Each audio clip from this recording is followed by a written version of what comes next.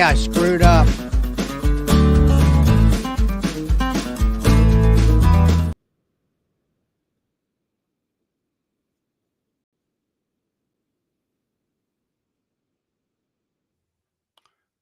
I hit the wrong damn button.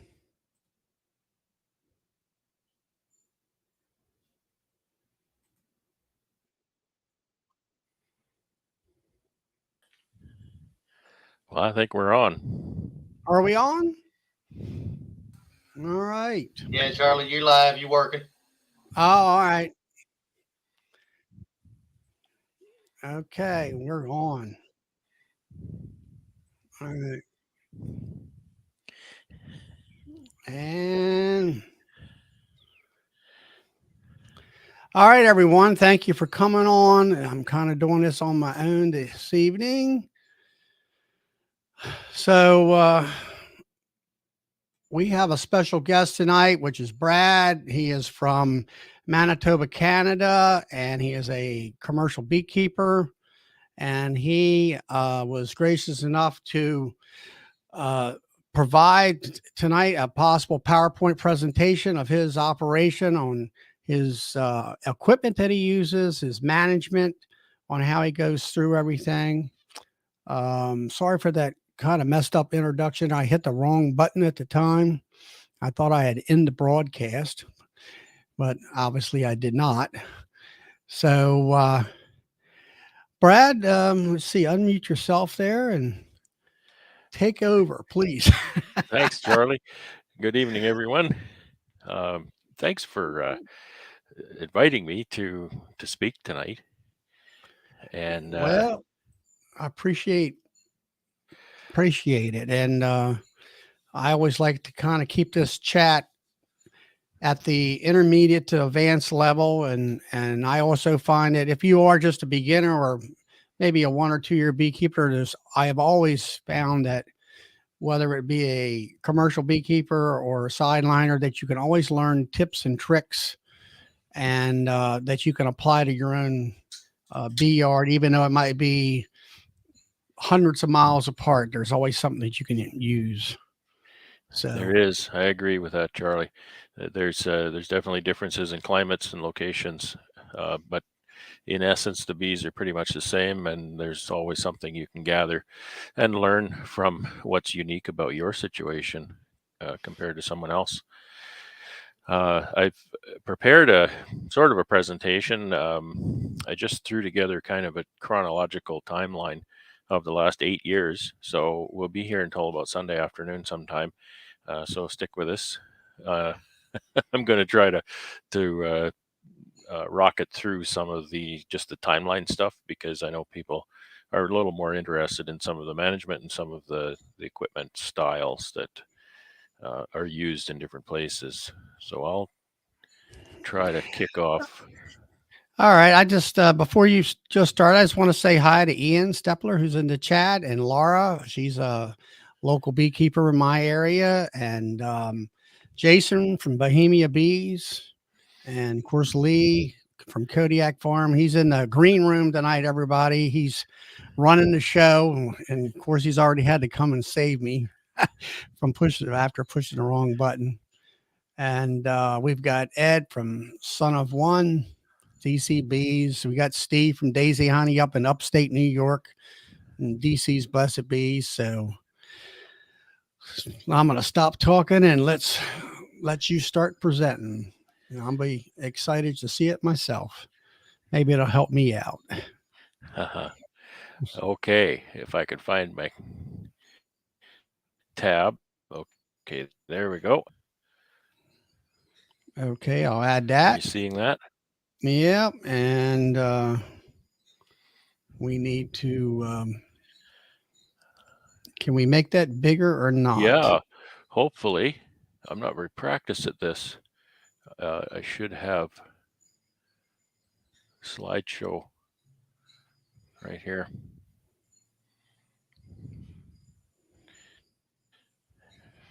Okay.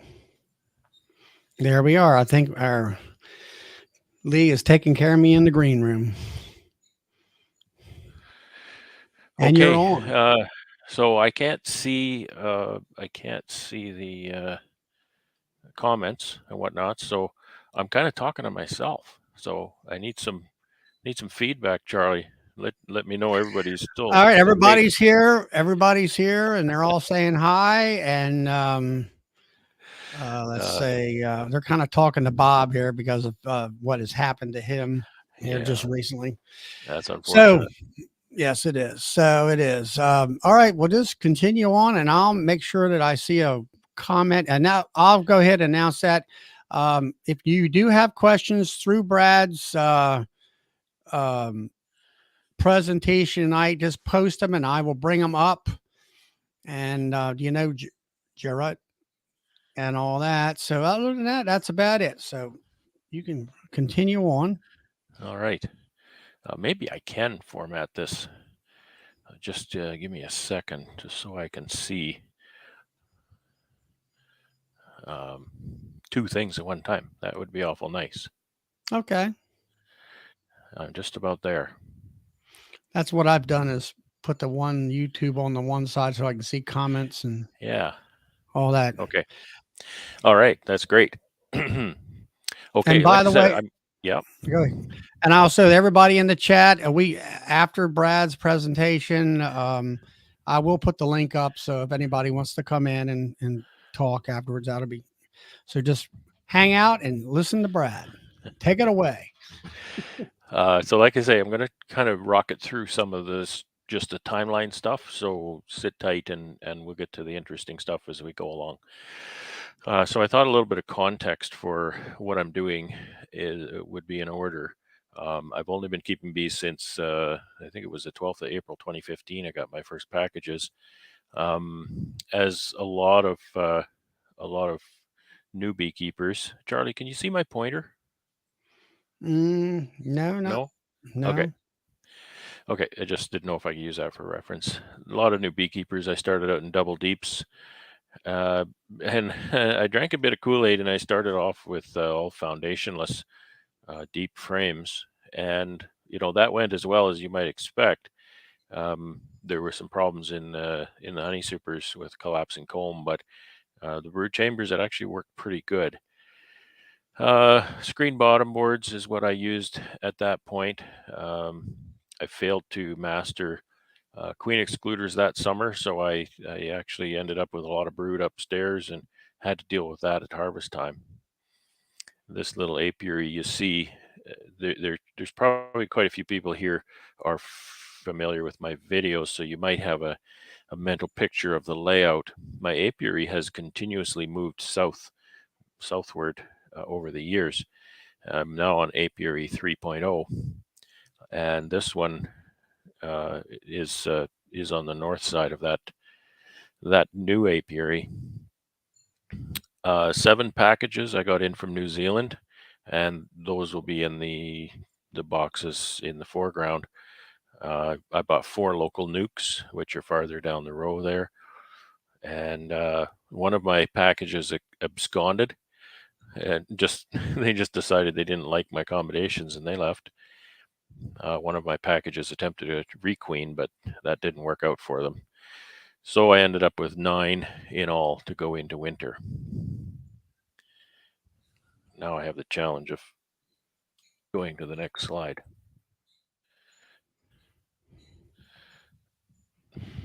Idiot, I don't know how to do that. I'm in the wrong thing. Okay. There's your cursor. I got it. Okay. I think I was looking at the wrong screen. Okay. Reorganizing. And there we go. There we go. Okay. So one of my first big learning moments was that you won't get honey your first year. Well, look at that happy beekeeper. He's standing beside a double deep with 4 deeps of honey on top of it. And so that's one of the first realizations, that a lot of the information that you're going to get online, particularly, may not apply to your local area, and it absolutely did not apply to mine, as you can see. So again, I learned the hard way that deep foundationless honeycomb will collapse. You need supporting wires, or some people use fishing line even. Now, I got a question for you, Brad. The two green deep boxes, that is your brood chamber. Correct. Okay. And then everything above that is the honey supers. That's right. And then And for this, everybody checking in tonight, up there, they use, in a commercial sense, I'll say everything is pretty much standardized and use deep boxes throughout. yeah, that'd be fair to say. Okay. So this band here you see is my bee escape. This day, I had a friend here. We helped. We set these bee escapes. Now, my question about that is did you have to lift all those off by hand at that time? Charlie, that's why I was laughing, because I was remembering this day. And now remember, I don't have very many colonies, and I was a much younger man then. I was 8 years younger, and I recall this colony here. It might sound, too fantastical to believe, but I actually cracked this gray box off the green one, bear hugged that whole thing, and gave it a lift while my helper slid that escape in there. Man, you're one strong guy. That's like 250 pounds of honey. But I only had to lift it about 3 inches, right? But I was pretty still, well that's done for the 250 day. pounds of honey. I paid for that. I bet you did. So we're going to fast forward here, and this is my wintering recipe, as I call it. And my first couple of years, particularly, I remember I did not get on feeding my bees early enough. I now feed my bees starting the first week in September, and I feed them hard for 4 to 6 weeks. I fed till December 5th. The weather gods smiled upon me that year and allowed me to feed my bees sufficiently, because you cannot depend on feeding bees, sometimes not hardly into October here, let alone December. Right. So let me Actually, go over this here in Maryland, that's pretty much spot on with me when I start feeding, is basically the week after Labor Day. And then I feed for, like you say, about 4 weeks with sugar water, Yeah. Should be, the timeline should be fairly similar, as long as the weather's. Our problem is sometimes we get cooler weather and they don't take the feed as fast. Right. They'll take one pail in a week, and then the second pail is 3 weeks. So this little recipe, let me explain this to you. I kind of had done some homework and figured some things out, and then I managed to talk to a beekeeper near Edmonton, not James McNally. I didn't know him at that time, who kind of confirmed, gave me a couple additional tips and confirmed what I was thinking was fairly correct. So this is a screen bottom board down here, and I took a piece of polystyrene and fit it tight under the screen. So that was the first thing I did. And then this is a standard R8 bee cozy around this hive. You can't see it, but my entrance reducer here has 2 openings, and the openings are about as big as my little finger, and they're on the ends. There's an opening here, and there's an opening on the other end for the ventilation and the bees. And that's specifically so that the cold air, as it ventilates, doesn't come in the center and up under the cluster. It'll actually come in over the outside and up the wall. That's the theory anyway. Mm-hmm. What you can't see is this is a fairly deep telescoping cover, but it integrates 2 inches of polystyrene in the top of it. Okay. Mm-hmm. And you can see a bit of red in the hole here. So this is what I term a quilt box. I just built these. They're about 5.5 inches tall. I built them out of a 2x6 actually, so they're fairly thick for our value.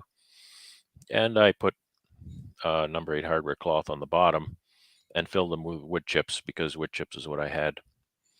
Right.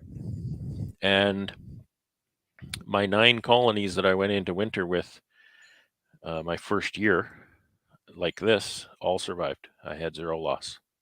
Very happy to have that kind of a beginning to my beekeeping career. A lot of people lose their bees or lose all of their bees or some of their bees, and it's demoralizing. So winter work, what are you going to do? You build boxes and frames. So this was one of my first sessions on building.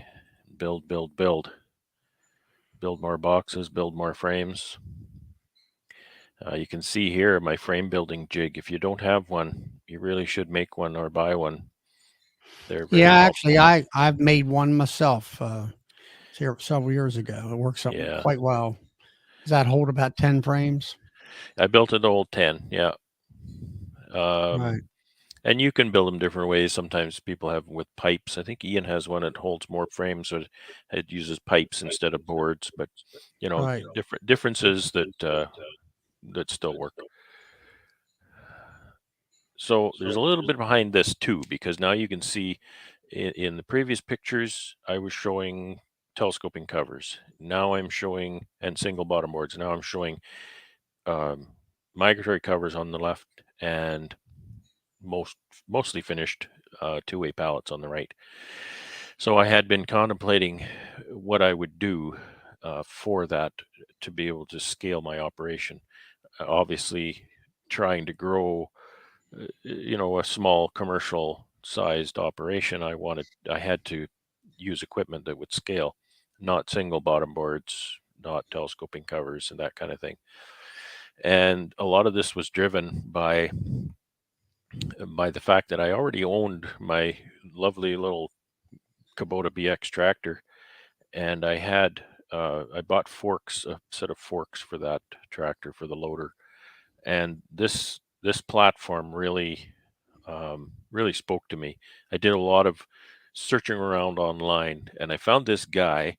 Uh, had a picture on his website with a two-way pallet, and I looked at that, and it wasn't something that I was seeing very much online, but I looked at that and I thought, that's the thing, because that's the size, and that would give me the weight that I need, because my tractor is not very big and I won't lift that much weight. And so I copied Yeah. that design, and I learned, later that this guy who had this website, his name was Ian Stepler. Mm. Well, now, from what I can see from the get go, even in 2015 when you started, you had the idea that you were going to become a commercial beekeeper. Correct. Okay. Yeah, I didn't know how many colonies. People had asked me, well, how big do you want to grow? And my answer was, I want to have enough colonies to make a living and not more than I can handle. And what I learned was those two things don't intersect.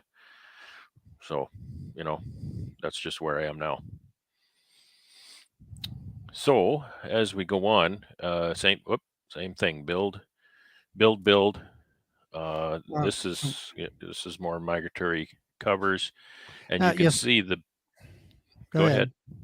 I can see, I was looking at, I think it was the last picture.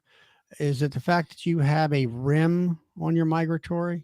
Yes, I do. Right That's a there's a 1/2 inch rim. shim here. It does cause a little bit of comb building, but it gives you nice space for patties, etc. Yeah, that seems to be the trending thing now to put those rims on there for that purpose. And this guy who I found this picture, this guy I didn't know. He was writing a blog actually on his daily activities on his farm, and it was great because he was southwest of me in Manitoba, and his season was roughly a week ahead of mine, especially in the spring. So I could just kind of read his blog every day, find out what he was doing, and then go out and do that. And when I started building these covers, I read in his blog that he was showing on his covers how he was adding this shim after the fact, and he said how much he really liked that shim and it helped him out a lot, and he should have done that to begin with. So that was big help to me to do it right from the start. Hmm. And migratory covers, this kind of shows the magic of migratory covers because I'm using a two-way pallet now. The covers, unlike a telescoping cover, they don't overlap the sides, so they butt up perfectly in the center between the two boxes on the one pallet. And Yep. I actually remember this day, actually, because I think it was the first time I messaged Ian to get advice on how to build this stuff. And he was good enough to reply. So now at that time, Ian was just writing a Yeah. blog, something in just words, no video, nothing Yeah. like that. Oh, no video. I remember distinctly when he started videoing. Um, but he had been writing a daily blog, almost daily, Mhm. for, I think, what was it, Ian? 10 years or 15 years or something. And it was very interesting. It was nice Hmm. to check in every day at what this unknown person was writing. Mhm. And then he started doing videos. There's a little more to it than that, but that's the short story. Yeah. So this is what was going on outside, February 15th, 2016. You can see the happy bees right here on the top. And I And presume the lid on top is for, with the holes. It was supposed to have been a ventilation. there are Uh, ventilation holes in this quilt box. Yes, I did yeah, it mention was a that. quilt box. Okay. Yeah. So I'm going to scroll back here a second. So you see these colonies. These are double deeps plus a quilt box and a migratory or a telescoping cover. That's the same hive. Okay, so that's snow. That snow was all the way up to the bottom of the cover, and it probably was higher because this is February. I remember this day, and it was really nice and sunny, no wind. I took my shovel out there and I made a place for myself to stand because I'm a new beekeeper. I don't know what's going on here. We just had a winter, minus 40 temperatures, and there's bugs in wooden boxes in my backyard, and I'm not sleeping very well. Now it looks like to me that with the bees coming up, is there an upper entrance, or is that, or they Yeah, just kind of come up yes. behind that thing? Yeah, I had an upper entrance built into the base of my quilt box, Okay. and you'll see that in a second. So I decided I bought myself a little temperature sensor with a probe, and I stuck it in the top of that hive, and it was, I want to say it was like about 4C outside, and it was nice and sunny. But even the top of that cluster is 29 degrees, and that's, I don't know. I have speaker notes, but I can't see them. I did the conversion for you. 29. Well, I do know that 4C is 40 degrees Fahrenheit. Yeah, so it was about 40 outside. That's 84 Fahrenheit in the top of that box. So that really thrilled me to see that it's Yeah. actually 29. That was pretty amazing to me. 29C. 29C, 80, 29 degrees 84, 84F. So you get a little better look at the quilt box now. Yeah, it's There's a little comes, space. I left an inch here between the base of it and the screen, and the bees just kind of cluster right on that screen. I don't know, but I think maybe they're maybe licking up some of the moisture that's on the wood chips on the other side of the screen, but I don't know for sure. As a new beekeeper, I was very paranoid about what was going on, and my bees are going to starve, so I actually purchased some fondant and set in here. They certainly didn't need it, as I learned later. So you can, so you can just see the quilt box, and this is, as I recall, one of the Nukes that I'd purchased, and it was just amazing how strong they were. I was very yeah, pleased. they look wonderful. So a year later, April 14th, showing off a bee sting when it was still a novelty. It's kind of a daily occurrence now. Okay, so in April, then I get out my new equipment. I start setting them on my two-way pallets and transferring these colonies ahead into the new boxes. And I do exactly that. I just transfer the frames out of here into here. And this would have been those colonies that I was showing in the snow. They wintered well, but I did have to drop them, where I did drop them down into one box just because they weren't big enough for two. And they'd mostly cleaned out most of the feed in the top. And so they had plenty of feed in the bottom, so I dropped them down there. When you transferred them, is what you're saying. Yeah. Previous to this, in the Okay. spring, as soon as it was warm enough to manage, I just took that one box away and dropped them right down. And then in April, and that would have been probably, well, it likely wasn't too long before this transfer, but it wasn't the same day. Hmm. So this is what I call a stack of hopes and dreams. This is my new boxes that I had purchased. These are some little 4-frame boxes. They're actually a little bit roomy for a 4-frame, but what they are is they're exactly half size, a full 10-frame deep. They're 8 1/8 wide, and they have been so useful to me. I built about 80 of them, and I use them all the time. I just love them. I'll use them for everything, you name it, and I'll use one of those. I cut holes in some of them so I could put entrance discs and bases on them to use for closed Nuke boxes. I also built covers for them as well. So these little narrow migratory covers for the 4-frame boxes. You'll see those again later. So that's just more hopes and dreams, some of my new 2-way pallets, and this is kind of the older equipment. Quilt boxes here and the old telescoping covers. And then spring continues along, and I bought 14 nukes from this local beekeeper, and they were really good bees. They performed very, very well. So that was, just a little bit more of my expansion. And that's kind of what the apiary, I used to like really taking periodic pictures of the apiary, see how things are going. So now we're up to 23 hives from 9 and then up to. I had all that in my speaker notes, but I can't see them. Yeah, Okay. that would be 9 and 14. Okay. And then I saw a message from another beekeeper saying, "Hey, I got 10 nukes to sell," and I took off and went and got those 10 nukes. Took some equipment and brought them back in my own boxes. So now that's what, 33, something like that. Yeah. And that's the 33. So that's the 10 I just bought. That's the 14, and that's the overwintered colonies. So these second boxes, these are not part of the brood chamber. This is just a box over the feed jar. Okay. Just to keep the sun off the feed jar. You do that, Charlie, with some of yours. Yeah. Yeah, I do that.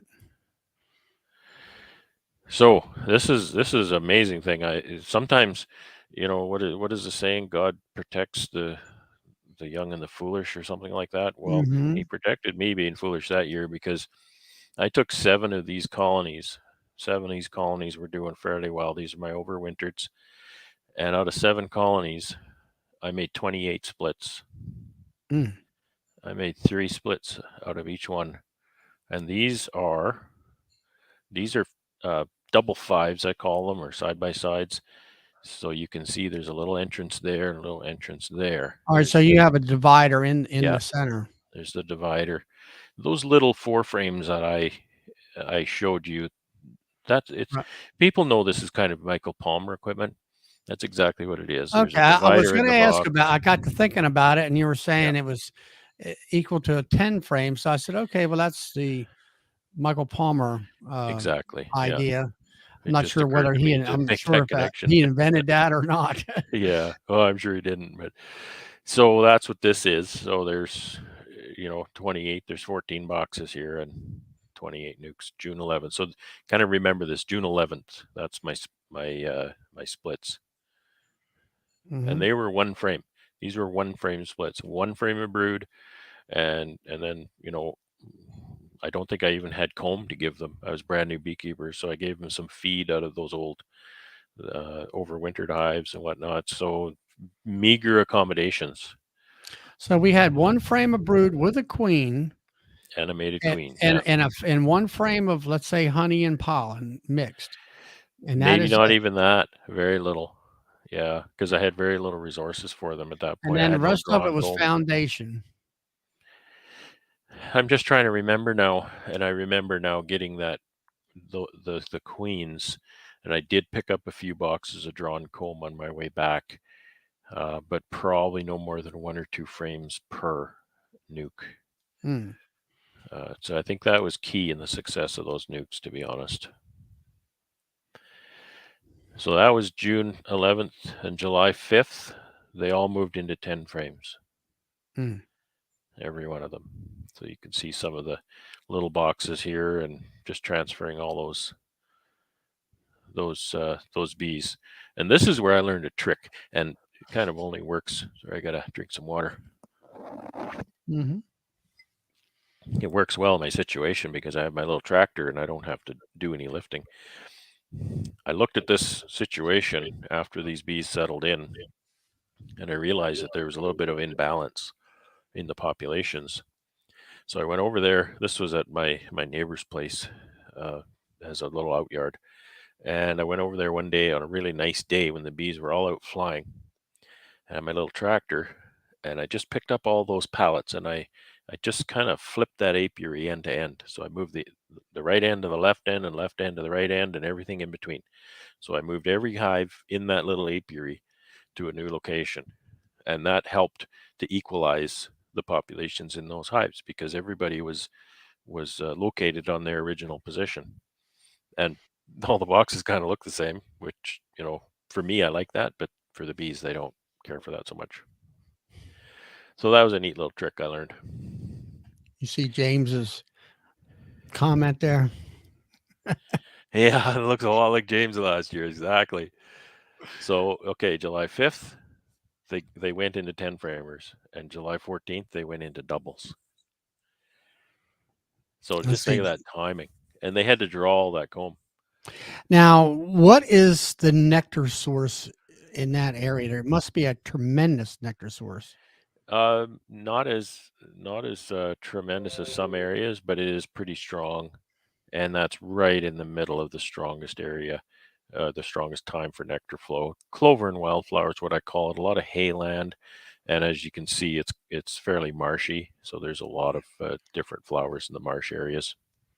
Yeah, I can see it's definitely a swampy area. Yeah, it is. This is a little creek actually right back here where these trees are. I had thought I seen in one of the pictures it looked like a body of water back there. Yeah, that's my yard. That it kind of gets wet in the spring, and it got really, really wet last spring. Okay, so these are the 10, that group of 10 that I bought. I took over to my first out yard, besides the Nuke yard, which was my brother's place actually. Set them up there, and they produced well. They produced a lot of honey out there, and I did kind of the same thing. I remember one day it seemed to me these bees were mean, but I think that was maybe because they were in the shade for much of the day.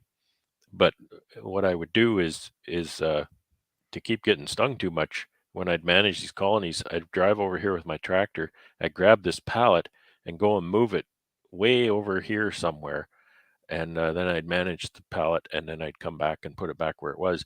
And in the meantime, all the forages were all flying in a big circle here. They didn't know where to go because their home was gone, and they weren't bothering me. So it was quite a easy management with all those grumpy foragers not bothering me. But Use the now, bees against yeah, themselves. right now that setup there, you've got three boxes tall. So I'm assuming that the ones that have the blue boxes up on top, they are your honey supers. Yeah, I still would be running doubles at this point, so there'd be 2 broods Okay. and one honey super. Okay. So by July 25th, things were progressing even better. I think these were among the 14 nukes that I bought, so they produced really well. So you can see kind of how fast things grow. But again, these are doubles, so my queen excluder is up here. Yeah, I see that. Yeah. I figured out how to use queen excluders that year, and they work great. So the trick is that I learned is a bait frame. Pull a frame of something or other from here and stick it in here, and those bees will be up there in 30 seconds. Stick If it. you don't, Yeah. if you stick foundation up here above a queen excluder, the bees just see that as a ceiling, and there's nothing there for them, and they don't go through there. Hear that, everybody? Hear that tip? That's what I'm talking about. Put that bait frame up there to draw wax in a Yeah, completely foundation, um, filled honey super. That changed my life. That. So that was the apiary as a whole. So here we have a couple little rogue colonies over here. This is the beginning of my queen rearing journey. Couple of colonies here, I found some swarm cells, so I put them over here in these hives, and they mated, and I got a couple more beehives out of it. So I'm a big time queen rearing guy now with that. You have done a lot in just what 1 year, actually. This is halfway through my second summer. Yeah. The So boxes look wonderful. yeah, they sure looked nice then, didn't they? They sure do. You kind of noticed the lids here a little cockeyed. I was still at that point really talked into upper entrances, and I kind of managed that with a migratory cover just by putting a shim on the side.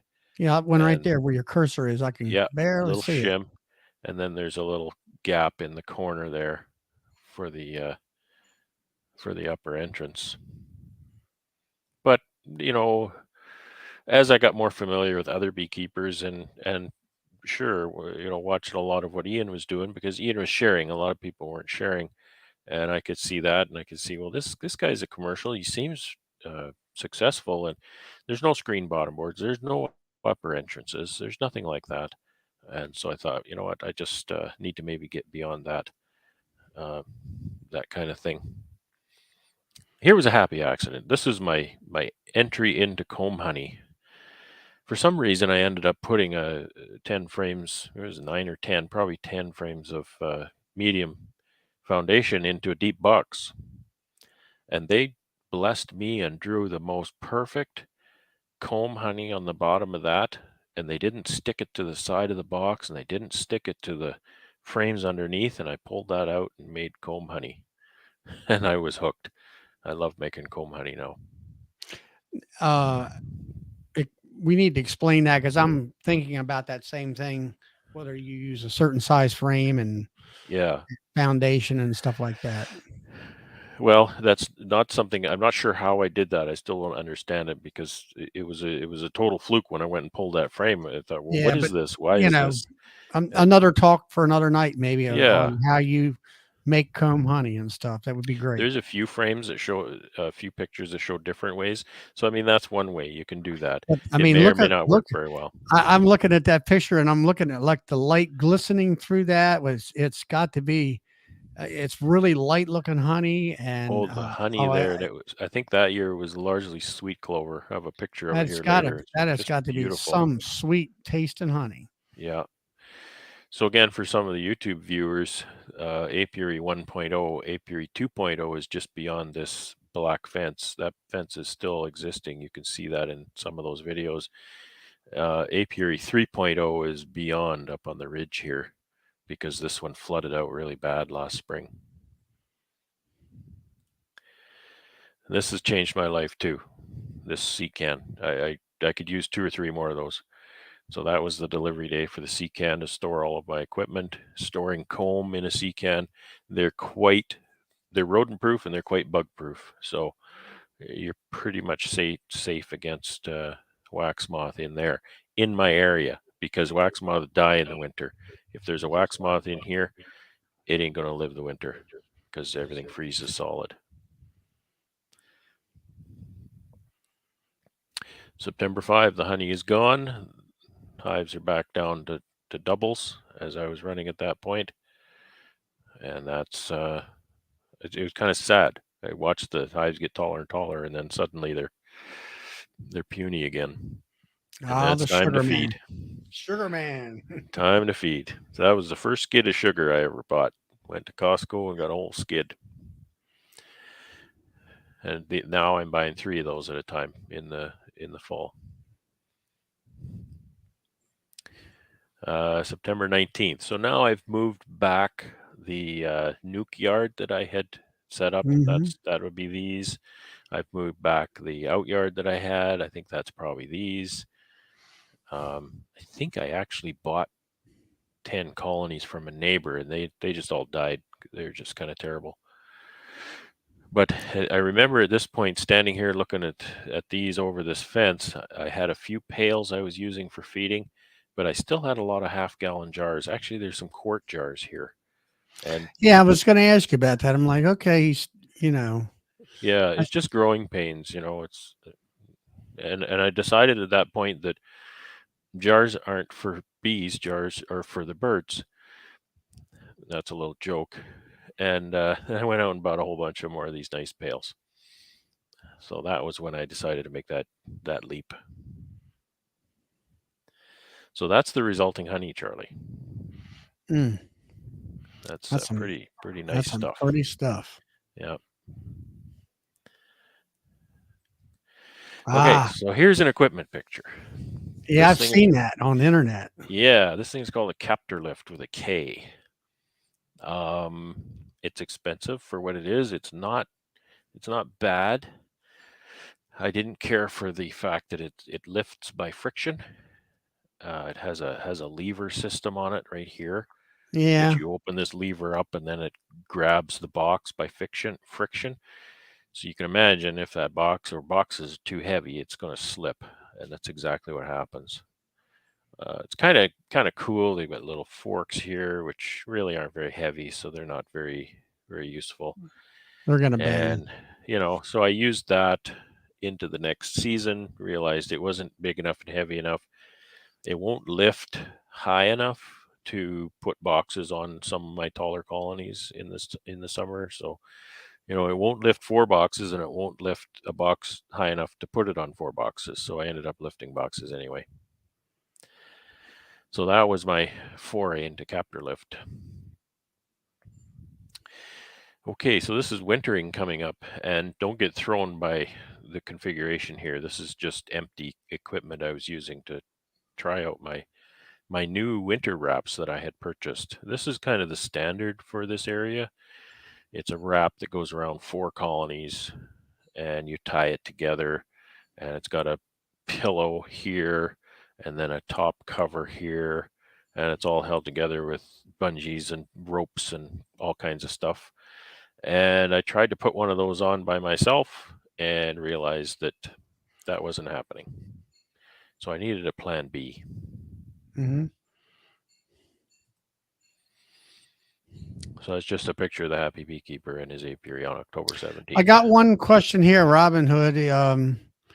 He says you move bees a lot around from apiary to apiary, or they pretty much No, I moved bees to my outyards in June and moved them back in October.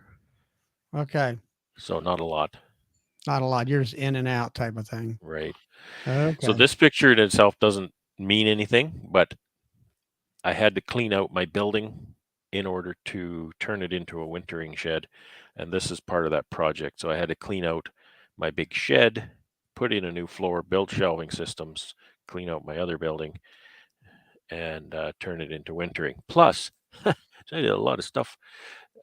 Plus, I engineered a HVAC system for myself that would use a 4 relay controller and 4-speed fan and a CO2 stat to run the heaters and ventilation fans. Worked great. Obviously, you got an electronical background. I do. Not professional, but definitely Enough to know know what my you're way doing. around. Yeah. So November 18th, this white crap is on the ground. And it's time to move bees. And that's the building I cleaned out. That building has subsequently also become my honey house. So these are all those splits I made moving into the back. And there it is full with the red lights. And I just love that picture.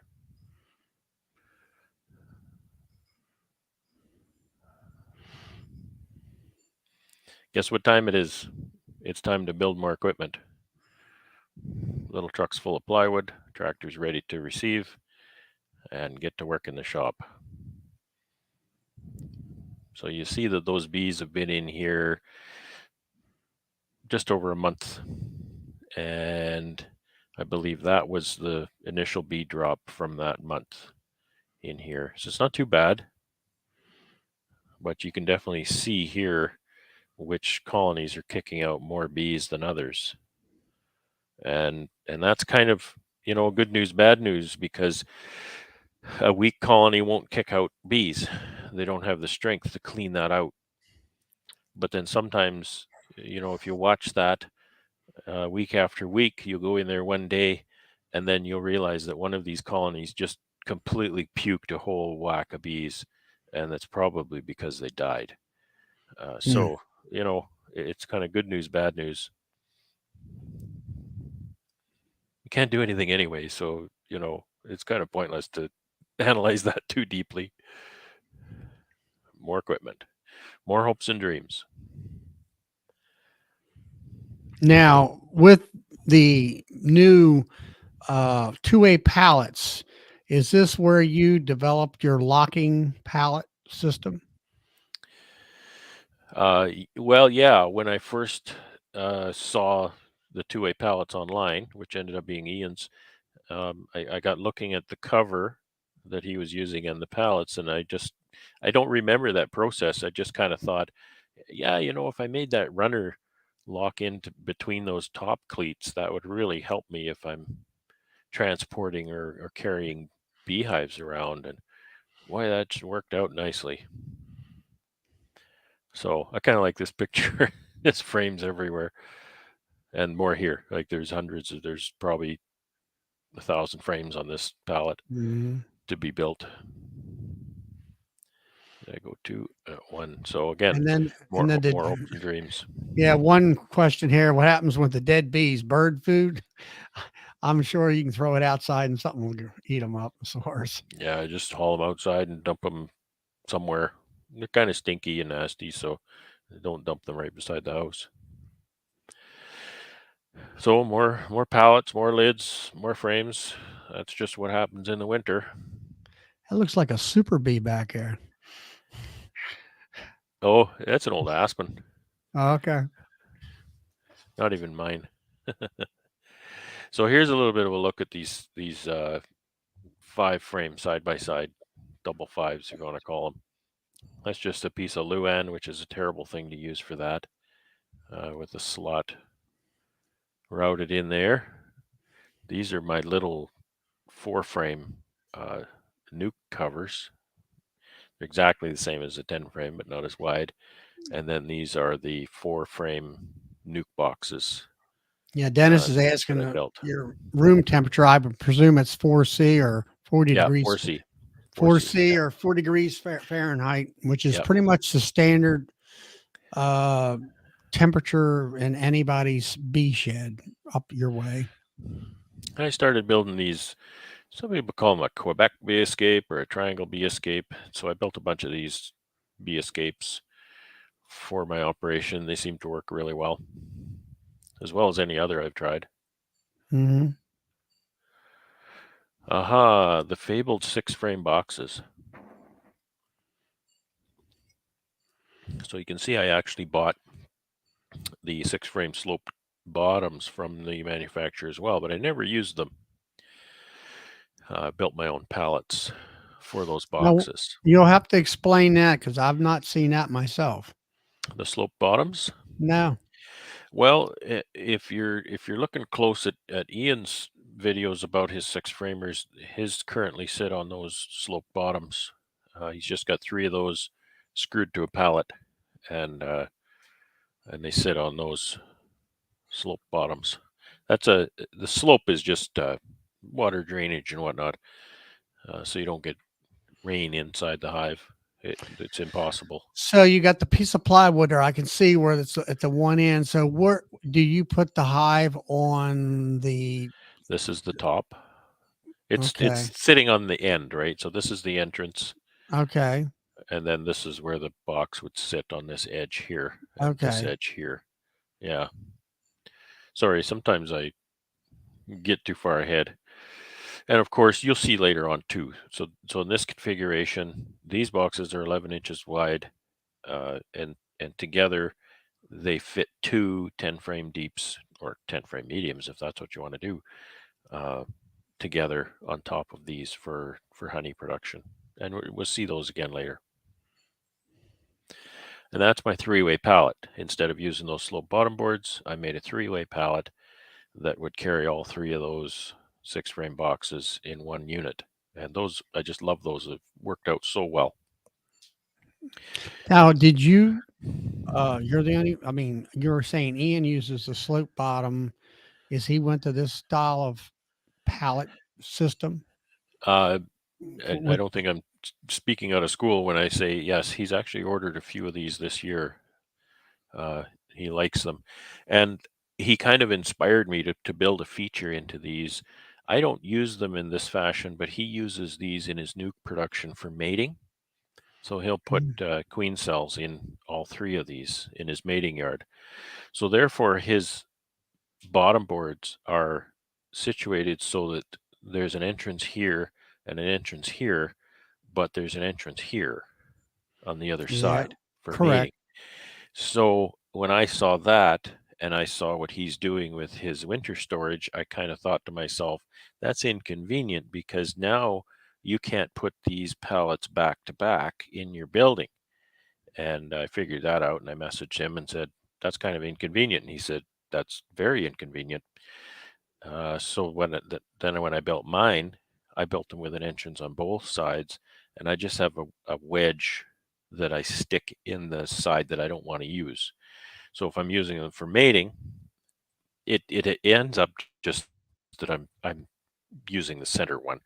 So if I'm mating, I'll leave this entrance here, and then in the fall I can take the wedge that's here, move it to the back, and now all my entrances are in the front. I can stack them in my building back to back. Bob's your uncle. Mm-hmm. And then the clips go in them little slots That's right. right there. Clips sit here. And You there, have to there's be this, kind of accurate with those because the middle box sits on both clips, so you kind of have to get that space just right. March 27th, moving bees out. So this is still apiary 1.0, and this is the water you saw in this area. It's a little bit okay. low, so the Yeah, it was water right behind sometimes. that tree. I saw it. Yeah, that's why the tree row ends there, because spruce trees won't grow in flooded area. So there it is, all moved out. Still lots of snow around. There you go. Ian's saying that he'll be switching over completely in 3 years. I guess I better buy more plywood. Well, it's good to it's nice that here you took an idea and maybe modified it some and but it's like everybody why I like about beekeepers, we're all trying to help each other out. It doesn't matter what level you're at, and I think that's wonderful. Yeah, I agree completely. So you can see how these colonies, these are those nukes that I made, 1-frame splits, and look at these guys. Hmm. Just incredible. I bought myself a brand new ProVap that spring. I decided to try it out. ProVap oxalic acid vapor is not a good treatment in the spring here because there's too much brood present. Mhm. But I wanted to try my new toy. Yeah, I have one of those myself. And here I am blowing the vapor in a hole in the center of this brood chamber, and I've learned that that's a really bad idea because you're blowing that hot vapor right in the center of that cluster, and that's kind of where your queen hangs out a lot of the time. So I've changed that, and you'll see later on what I changed to. Captor lift again. I had a local fabricator actually make me arms with the little flapper handle lifts things, Okay. just like the Boris's unit has. So that worked better. I moved the wheels. I had him make me a longer axle, move the wheels to the outside for stability. So that's what I'm doing there. That's all right for this kind of thing, with the handholds. Well, I'm glad that you're sharing that because I mean I had looked at that. Of course, I didn't. It's not available. I don't think here in the U.S. But yeah, as you know, I've been looking at all kinds of type of lifters to help save my back. Yeah, Mm, is your opinion, and I think they just kind of deal with different weights and stuff, and they make it kind right. of universal like that with that grippy thing, so that various types of equipment it'll kind of work with. But I just don't care for that situation. Okay, so here is my actually I can't see my speaker notes again, but this is what I call my not as easy loader, but way cheaper loader. It's kind of a long name. I don't think it would catch on, but and that same fabricator, I had him make me this cradle for it, and I asked him to put some wheels on it so that I could also use it as a hand truck for moving that pallet around. This didn't get very far. It just had some logistical challenges. This winch failed on me Right.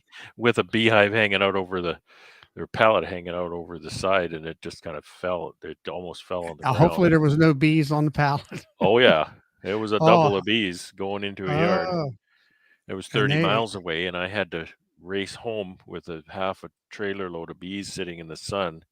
I had to race home and get my tractor because, again, you know, the upside of a two-way pallet is that I can't lift it, but the downside is that I can't lift it. So I was kind of dead in the water. right. So that didn't last very long. I actually bought an electric winch for this, but I got it right to the point I could bolt it on, but I've never really used this since. It was too clumsy with the boom, just going in a single arc and all that sort of thing. And this hand truck idea didn't work out as well as I had wanted it to. So that was version 1. And just a May 4th shot of some nice strong bees. So what I don't know at this time on May 4th, 2017 is I'm about to get my butt handed to me in a big way, because all of those colonies that I made up of one frame splits, they all wintered. I lost 0 of those colonies over the winter, and they got so strong that they all decided to hit the trees. So Mm. that's about to happen here, and I have no idea. So now we're starting to grow. Some of them are growing into triples. All right. So now, Mm, quite interesting here. yeah. You've got this is a 4-frame box, Yep. right? Yep. So now you've got, I presume, 2 brood chambers, This would likely be 3. These are getting so strong. I had to 3 add brood chambers. more. I mean, this is not a good management uh, process. This is not what I would suggest. But this is my second spring, and I didn't really know what to do. But when I did, one thing I did know how to do was this. And with this equipment, I remember saying before, when I built these little 4-frame boxes, I didn't realize how handy they'd be. And this is one way that they're very handy. I was finding swarm cells, of course, and uh, so I would take a frame of brood with a swarm cell, and I think I'd have a queen excluder here somewhere, either here or up here, I don't know. But above a queen excluder, I would put that brood with a swarm cell in this box and set it up on top here. And I would normally give it overnight, but I think a number of hours is good too. I would come back to that, and that box would be right full of nurse bees tending all that brood. So I could pull that off, set it on another bottom board, which is right here actually, All right. and So set it to the side. you got a queen excluder. You put, uh, let's see, brood up in here. So now you've Yep, drawed off all these nurse bees. yep, So you've made the bees made the split for you, exactly. without you having to do I di- any I work. didn't find the queen. I didn't nothing. I just pulled. You- Of course, you don't shake queen cells, but I pull that frame with the queen cells. I brush the bees off, make sure the queen's not there.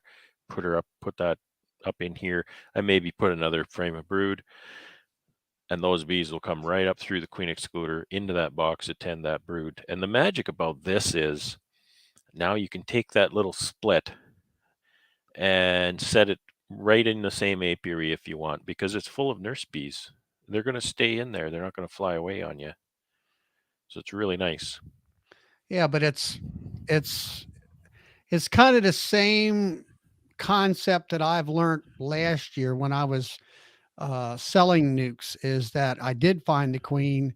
I put the frames in the box that I wanted her to be with when we sold her, but then I was it was hot and I put a queen excluder in between the top. It's a 2-5 a 5/5 situation where they were able for the rest of the day equalize themselves as far as the worker bees and keep themselves cool until that evening when the customer showed up. And all I had to do was pull off that top box because and I already know where the queen's at. It just alleviated so much work and everything. Absolutely. Absolutely. It's absolutely my favorite way to make splits. It works so well and it's so little work. Yes. So you can see this apiary really starting to grow up and about to kick my butt. It looks like to me for every one of those hives, you can make you could just pull a whole box off and there's your Yeah. another See, hive. this was the big mistake I made was I was trying to run the timeline. I had ordered queens to make all those splits and they were coming, but they weren't going to come early enough and I didn't stave off the bees' growth until then. What I would have done differently, I would have made those splits because I was concentrating on the idea that I had to make the split and introduce the queen in short order, within a couple of days perhaps. But what I know now is I can make that split and they'll sit quiet for a couple of weeks. So I would do that. Uh, if I had to go back there, I would do that uh, at that point. So another big pile of hopes and dreams here. And this was a really tough one because I got all of my brand new equipment, my my two-way pallets, my 10 frame boxes, my migratory covers, all nice and ready to go for those splits when those queens arrived, and they never happened. And the queens This never arrived. The queens arrived all right, but most of my bees hit the trees. Ah, So you kind of see some of the interlocking right. thing here. This in the front is the front cleat on the box. So you can see the front cleat on the box here. So that's the front cleat on the lid. And then this is the runner on the pallet. So the runner on the pallet locks between the top cleats on the box. And so they're very nice to carry around with the tractor, load on the trailer, etc. And it also reduces your height by, well, each Three 3/4 of quarters an of an inch. inch. Yep. Yeah, Yeah, when you're stacking up. So like especially in the winter shed, maybe. I'll cite I'll cite Ian's situation, 3/4 of an inch times 6. That's 3 inches, right? Hmm. And that's a big deal when it's in when your height of your shed. Now, a question here while we got all this going, I see these hundreds of boxes. I don't see a whole lot of paint. Yeah, it's a little blue on here. That was my first year or so. I would paint boxes, and then I kind of discovered wax dipping. And the Oh, manufacturer of boxes here in Manitoba does custom dipping. okay. So I would build my equipment and haul all of it to the dipper, I'd call them, and they just custom dip it all for me. It's a fantastic wood preservative, and it's actually way cheaper and way less work than painting. Oh, okay. So what I was saying before about these little guys, see this little guy here? Pull Hmm. that little split off. And this is right at the end of the apiary. There's that little split right there. Or maybe it's this one. I don't know. But that's exactly what's going on here. I'm filling my little 4 framers with the swarm cells that I'm finding in this apiary. I have a little shim at the bottom here because there was a swarm cell sticking down from the frame, so I set it up on a shim. And so that's what's going on here. And I did make quite a few colonies with these queens mating. So at least that worked out. This is a 6 deeps brood chamber. Jeez. These bees are so unbelievably strong. It was just incredible how strong these bees were. I didn't know what to do, and I was just getting my butt handed to me. June 5th. So I've got all my new equipment laid out here, ready to go, except my splits, and things were going sideways at a record pace in this apiary. This is just incredible.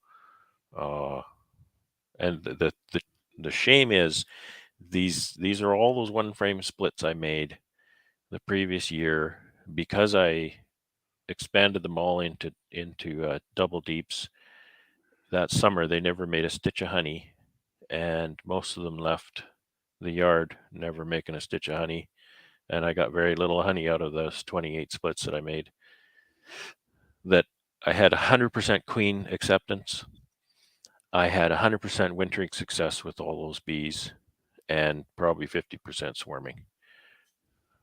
So lessons learned, right? Yep. All right. So here's something that everybody wants to see. Well, that, like I said, told you before, and Nancy's on here, and she knows a person that made this hive. It's a 2 queen hive with a center stack for honey. Yep. And he had called it after the builder. His name was Nat, and it was a Nat hive. Okay. And but same principle, I guess you would call it. So go ahead. So there's a couple of things going on here. You'll notice double brood chamber here, double, double, double. You'll notice single here, right? Mhm. So this guy that's on the chat tonight, he kept wagging his finger at me, asking me why I was still running doubles. So I decided to go singles in 2017. And this is the very first singles that I've made in my beekeeping career. So the backstory here is, and the reason I did this is from the beginning through 2015, 2016, I was using the green Pierco drone comb frame as a mite trapping system in order to control varroa mite populations. And the biggest problem with that is because you have to rotate those frames out no longer interval than 3 weeks. During the honey flow, you got to dig down under a couple of 100 pounds of honey to get that green frame out of there. And that's not a scalable operation for someone who's trying to work by himself and grow to a considerable number of colonies. So research online and everything, and I came up with the idea. And this was not my idea. I came up with this from different things people are doing online. And so I just used my little 4-frame Nuke covers. I put my queen excluder, and you can't see it, but that's 2 10-frame brood chambers here, divided in the middle. You can't see it for all the bees. There's a queen excluder here, then my honey supers, and the small cover on the side. So this small cover then gave me access to my green drone frame in this configuration, and that worked perfectly. I couldn't ask for more. But there were problems. One of the problems was these stacks get way too tall. 3 to 4 deeps on my colonies is about average. So if you're looking at twice that, you're looking at 6 to 8 deeps high, which is 9 feet. So it's not what you want. It's pretty unmanageable. And the big deal killer for me was the fact that if one of these queens expired for any reason, the pheromone from the other live queen would be such that it was present enough to keep this colony from requeening. Okay, so I had a lot of dwindle. I had a lot of colonies that would go queenless and then not requeen and end up being nothing at the end of the summer. So that I was ex- kind of, I experienced the same thing. yeah, They would go queenless all the time. yeah. Queen And if they went issues all the time. they went queenless, there was no coming back. They just wouldn't take care of themselves that way. So that really killed that method for me. But I did use it a couple of years. So now you can see that same colony. You can see that green frame here in position 3.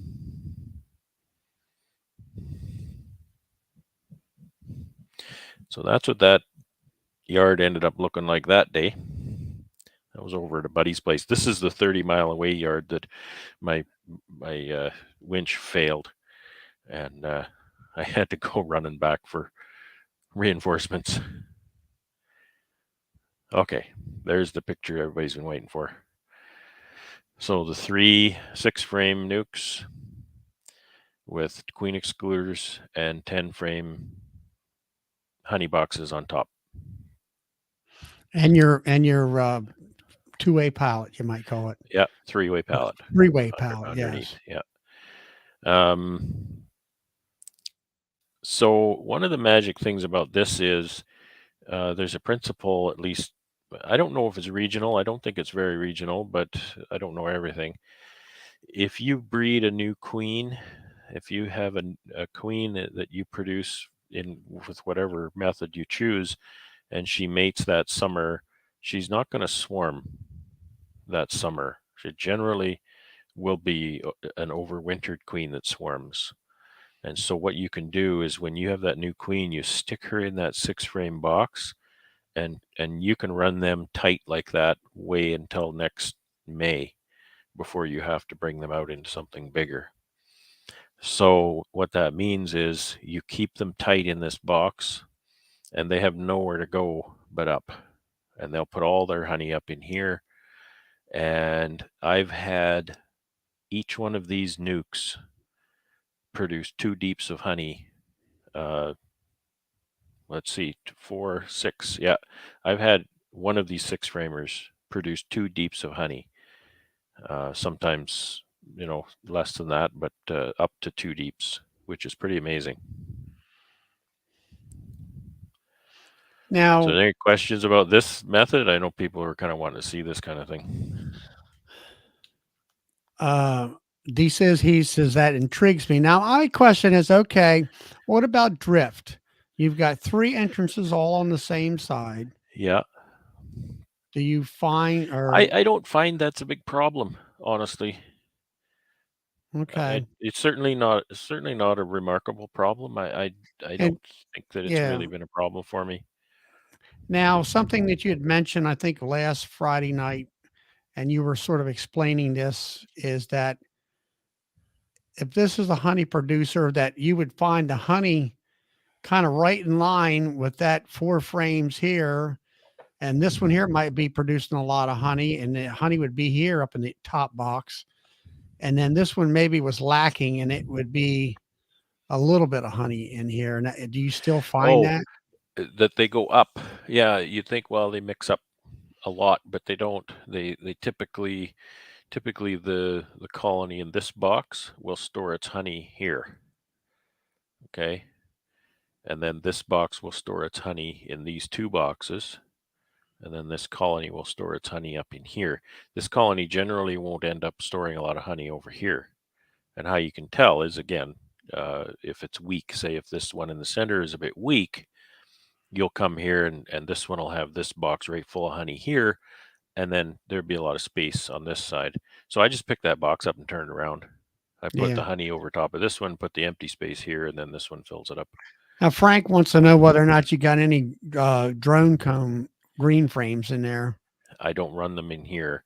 Okay. As a new colony, generally, because they've at least had a brood break, they are pretty good for Varroa. And I ended up kind of getting away from that altogether. It was just a management headache. Yeah.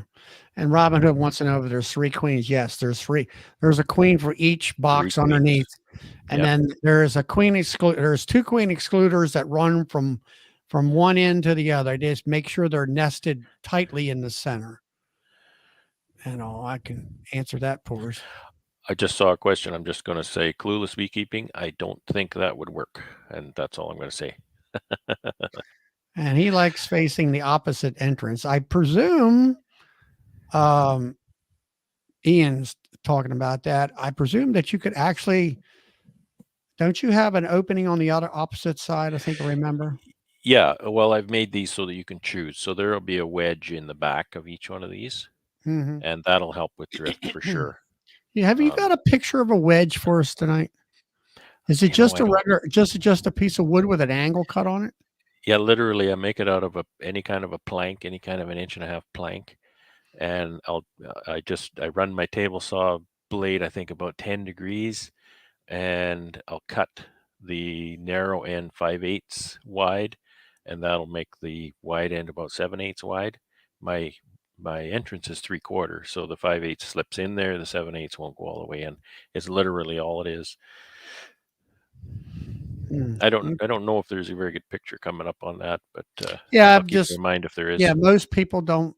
They don't call it a wedge. They don't actually use a wedge shape. So a lot of times they'll just put a square piece Yeah, in just a there. piece of board goes in there, Yeah. and it goes in there just fine. It just doesn't wedge in, stick in there very. I have skunks that go and pull them out, so I have to make sure they're Okay. really stuck in there.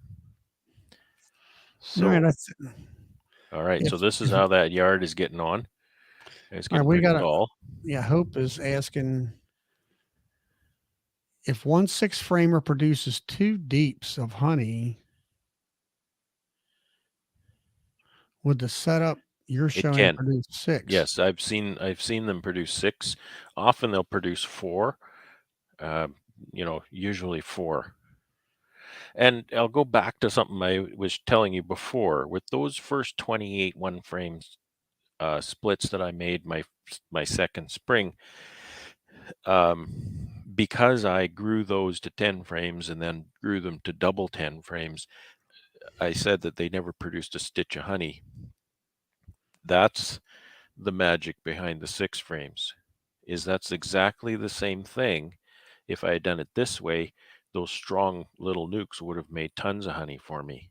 But those colonies never made any honey because they just spent all their energy growing into the box. Because it was a 10 frame box. Yeah, I just gave them way too much room. Okay.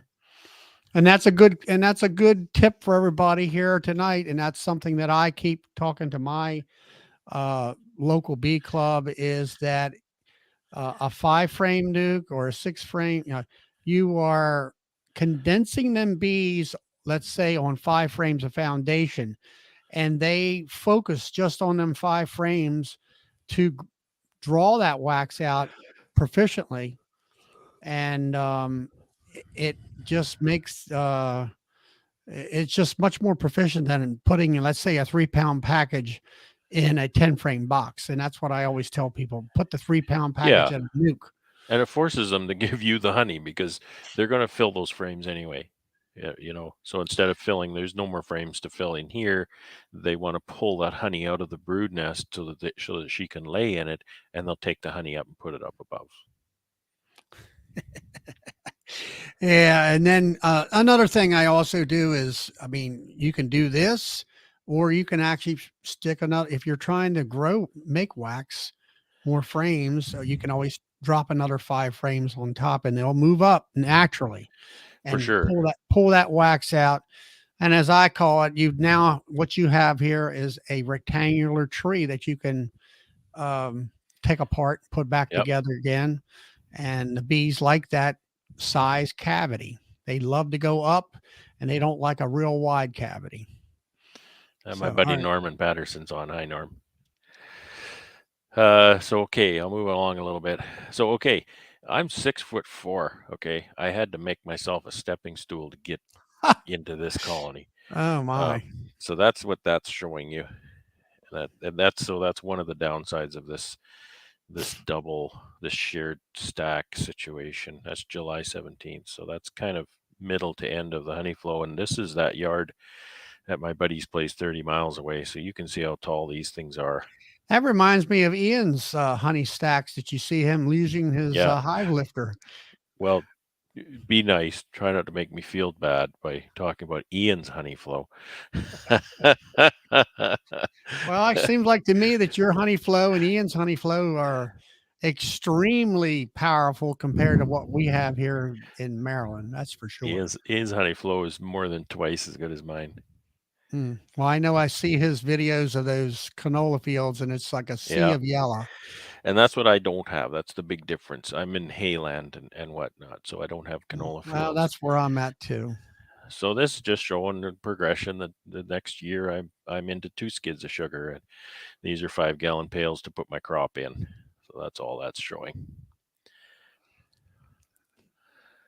That just for reference, each of these pallets I think is about 2,200 pounds or something of sugar. Yeah, So, about a ton, as we Yeah. English tongue. they're 44 pounds per bag on there. So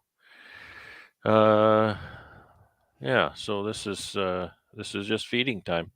This is the apiary at feeding time, and everybody's moved back home. September 13th. Oh, look what I had. I had a visitor. So I had a bear come by, and look at the mess he made. It's just terrible. The good news is this was a stack of old equipment sitting in the apiary, except for these nice new lids. And I didn't lose anything of value. He made a mess. He chewed up the wood. He smashed a whole bunch of stuff, but I didn't lose anything of value. It was a shot across the bow is what it was. Nancy wants to know do you extract more than once a year or throughout the whole season? I extract in September, and I have the luxury of doing that because I have no canola in my area. If I had canola, I would have to extract more often because canola honey will granulate far too quickly to give you the luxury of only extracting in September. So yeah, this is just the wintering setup that fall. These are Nuke, so these are 5 frames, so 4/5 Nukes put into winter. I didn't have great success with this configuration. I didn't overanalyze why, but it didn't work out that great for me. That's about all I'll say for that. Build, and have new ideas. So this year I started building, and some of these pictures aren't really very clear as to what you're seeing, but this is the beginnings of building some 3-way boxes. So there's going to be 2 dividers here, 3 frames on the side, 3 in the center, 3 on the side. And that was for mating nukes. And the theory was to actually winter those in 3-frame deep nukes, which worked. I proved that concept that'll work. Yes, clueless. We are allowed to shoot bears. Okay, so these are just some of those little 4 frames. I built some bottoms for them with some ventilation, and they were very handy for making nukes and transporting and whatnot. So I guess that's all I'm really showing there. No speaker notes. I can't see my speaker notes. So build. A lot more little nuke covers, a lot more 2-way pallets, a lot more sawdust. Yeah, one thing I've noticed is that you definitely use your nukes as far as a tool, I guess you would say, for expansion purposes and all that kind of thing. Yeah, and I've tried a lot of different things with them, and some things haven't worked out very well, and some things have worked really, really nicely, and I've learned a lot. Well, I guess what I'm trying to say is that a lot of new beekeepers don't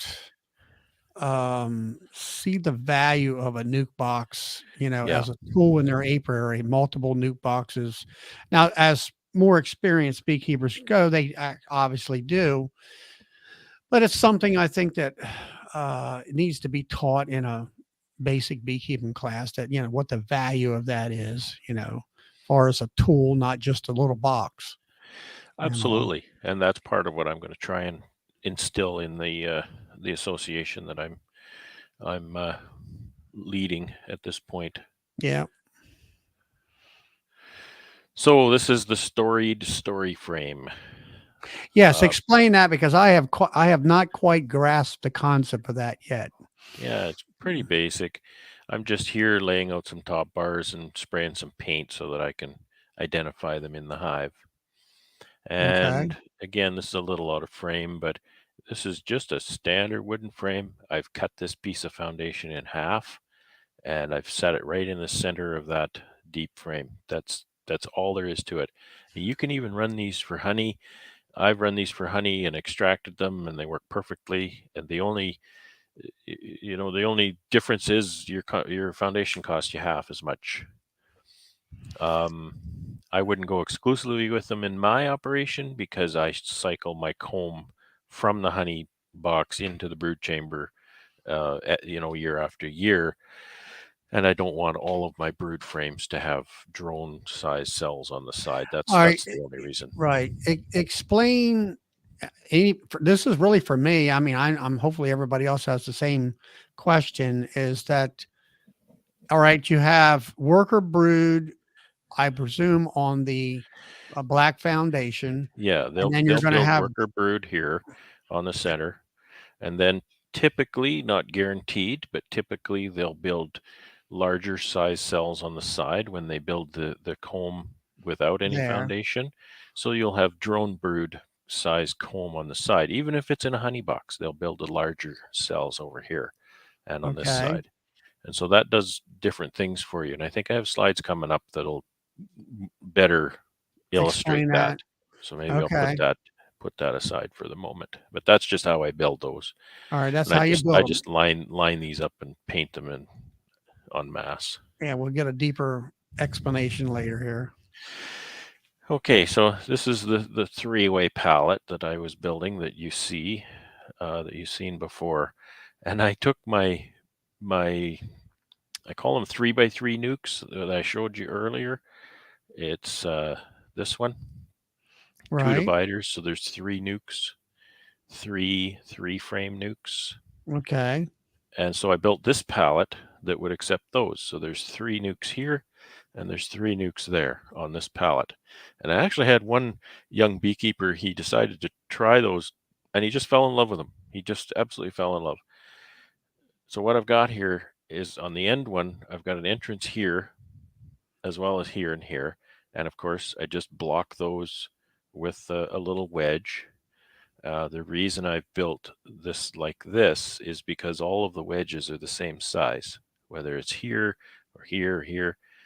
So what he'll do is he'll have entrance, entrance, entrance, entrance, entrance, entrance, and he'll use that for his queen mating, and he just loves it. Okay. So is that kind of all? Is that making sense? Oh yeah. I mean, we have you're like you say, your operation's built around the pallet, and we have three-way uh, queen rearing units where we take a deep box and you can split it up either three ways or four Right. ways. Yep. Either have two framers or three framers in there with front and back and side entrances. Yes. Yep. Yeah, That's exactly it.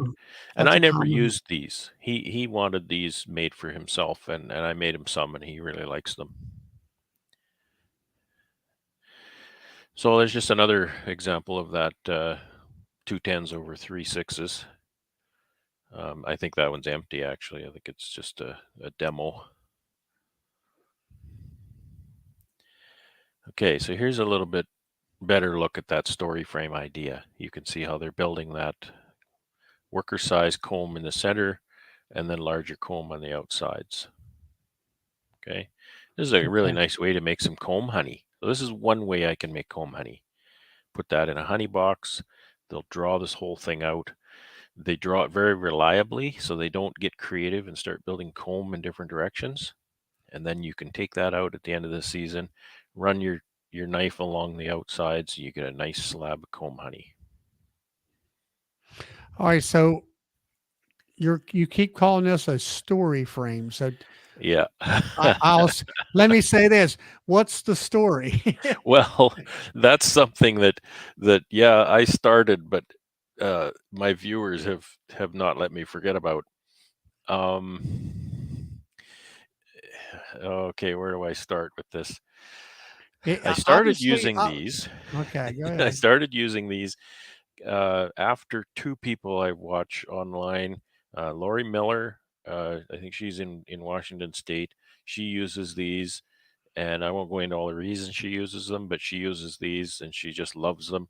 And also read an article by Randy Oliver, who he was talking at that time about the drone mite trapping and disposal for mite control. And so he was talking about how yes, that can work. It can really help, and how you could experiment with different partially foundationless frames, so that you didn't have to take the frames out, put them in the freezer, that kind of thing. He said what you can do is just pull that frame, use your hive tool to cut the drone comb out and dispose of it on the spot, and put it back in. And so that was why I started using them.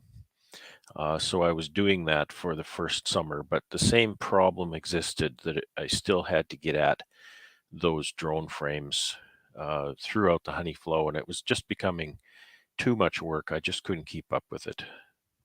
So that's kind of the story on how I started with them. And then I started just leaving them in the hive in position 3, kind of permanently. And I realized as a new beekeeper that those frames told me a story about the colony. That they would tell me when the queen, when the colony had energy enough to lay drones, or if they didn't, or if they were maybe later in the season they were starting to fill it with honey. So it would just kind of give me a snapshot of the colony at that point. And I just thought, well, this is kind of telling me a story about the colony, so I called it a story frame. and that's uh, and that's what happened. So, okay, yeah, I can see where, like, here a lot of guys will put I'll say a medium frame, and like you did with your honey that you had down in a deep box, and Oh yeah, they, yeah, they will have the same idea where you have the drone comb on the bottom, and it's quick and easy. You cut it off, and you're absolutely, done with it. But absolutely. so re-enter you're all right. You're saying that you can look at this, and it's going to tell you what about Typically, the hive? it tells me if the colony is starting to lay drones. It'll just tell me instantly right away. We're looking at one of those frames. It'll tell me, is the colony lagging? Are they struggling and not laying drones, or are they getting to that point, or is it the 5th of April and she has the story frame completely filled with drones? That's pretty amazing. So it just kind of tells me that story. And there's one more benefit that I had no idea about in my own apiary, but I started Okay. managing other people's bees. I was doing inspections for the province. And so I was going through colonies that belonged to many other beekeepers, and I noticed that they had all of this drone comb stuck to the top of their top bars. I would take a colony, take a hive apart, and there was all these drone pupa that I was ripping apart on the top bars and between the boxes and between the lid and the frames and all this kind of stuff. And I spent half my time cleaning boxes so that I could do inspection. And I didn't realize how bothersome that could be. And I didn't know why my hives didn't have that. And then I realized my hives don't have that because I give them a place to lay those drones. And there's your big tip for the night. Either put the green frames in or make one of these story frames up. Yep. Or And put a medium in there.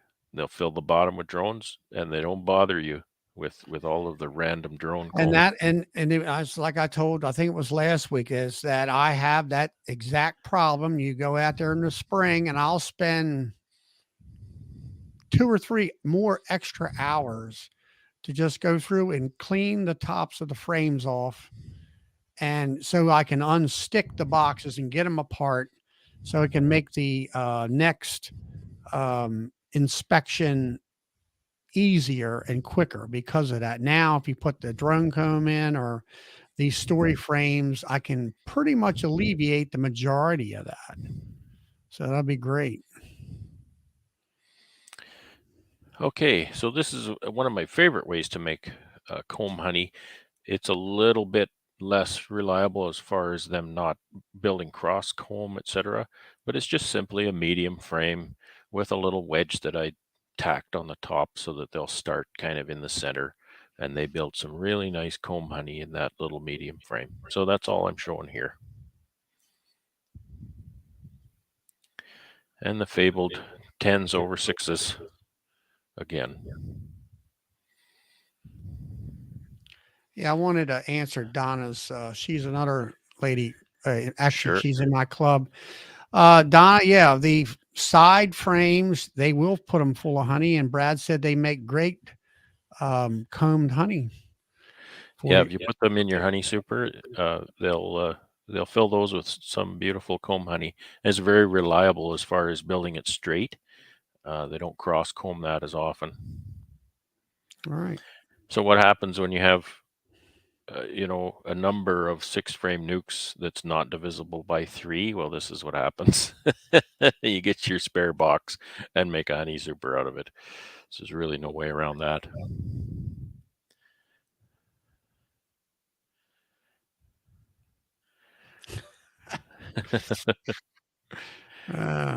So I probably didn't notice what this was when I put the picture in, but this is actually a Ross round super that I put on this one. I only tried it this one time. These bees walked around in this Ross round all summer and didn't do a thing, so I sold it. That's all I have to say about Ross rounds. Is that right? I've been thinking about buying one of them. Like, I don't know about that. So there's the story frame. So the first thing I want you to notice here is the people who will tell you that the points on the hexagon always point up and down. That's not true. You see how the hexagons are points up and down on the right and points side to side on the left. Okay. And then you So got that's not a rule. So this is a great story frame. I mean, she's filled her right up with worker brood. They've got some honey there, so they're on a honey flow. They're probably needing a honey super because of this, and they may be ready to start planning to leave town because they've got all these drones. They've just got more energy than they know what to do with, and so that's the kind of story that this tells me. This colony is just going gangbusters because don't forget, I run this in position 3, so it's not like it's right in the center. right. So they've had some time to work on that. Okay. So okay.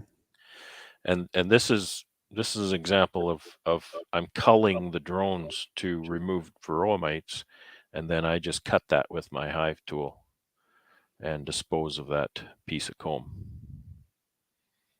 Then they'll just draw that back and fill it up again. All right. So there's a little commentary on polystyrene boxes. This is a Paradise polystyrene box. And this is actually a second brood chamber. So this is actually 2 deeps. But it kind of shows you the potential. I believe that the bees do perform very well in this polystyrene equipment because there's 2, 3, 4, 5 deeps of honey on top of that. And how tall is that? It sits 5 inches off the ground, and I'm 6'4". Okay.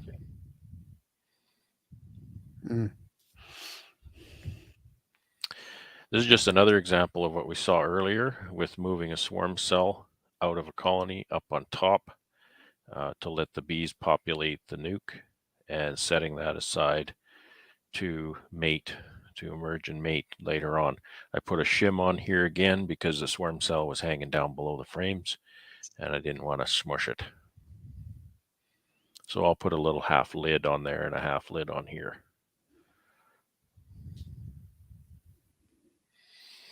So there's the 4 deeps of honey on a trio of 6s.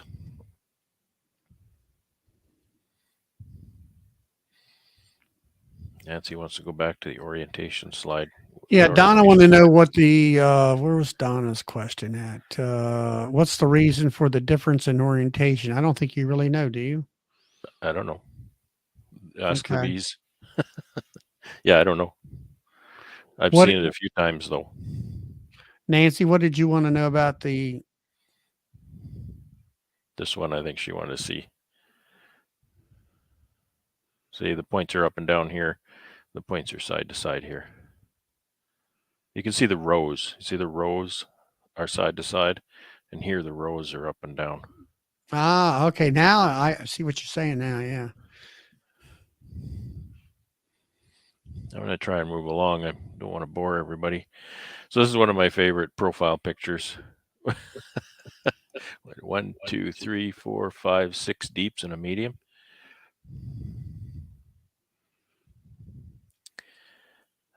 Just the bee escape that I use. It's just a bit of a labyrinth. The bees come down. This is the bottom of it. The bees will come down into the hole, find their way through the labyrinth and out. So now they're below this, out of the honey supers, and they don't typically find their way back in there because if they smell the honey and they want to get up into the honey, they try to go this way because that's where they can sense the honey, not over here. So it works, and it's something I can build, so that's what I use. Well, all right, I use fume boards, and it seems like the commercial beekeepers go for these escape boards more. So is that because of a time situation? I don't know why other people would use them. I think maybe a large operation, it might have workers, and maybe the workers are not, they're not beekeepers. Perhaps they just get trained on certain operations. You can train a person to lift a stack of supers and slide a bee escape in pretty easy. But if you're trying to train them on, put this much honey banded on a escape on a fume board and set it on there for this many minutes and then come back and see if the bees are out and all, it's a little more judgment call than it is just do this and you're done. I don't know if that's why or not. You put your green frames in the third position along with your story frames, right? Same, always the That's third the position, right? Yeah, I've always used them in the third position. So this beekeeper is not happy. It's October 3rd and there's that white stuff all over the ground.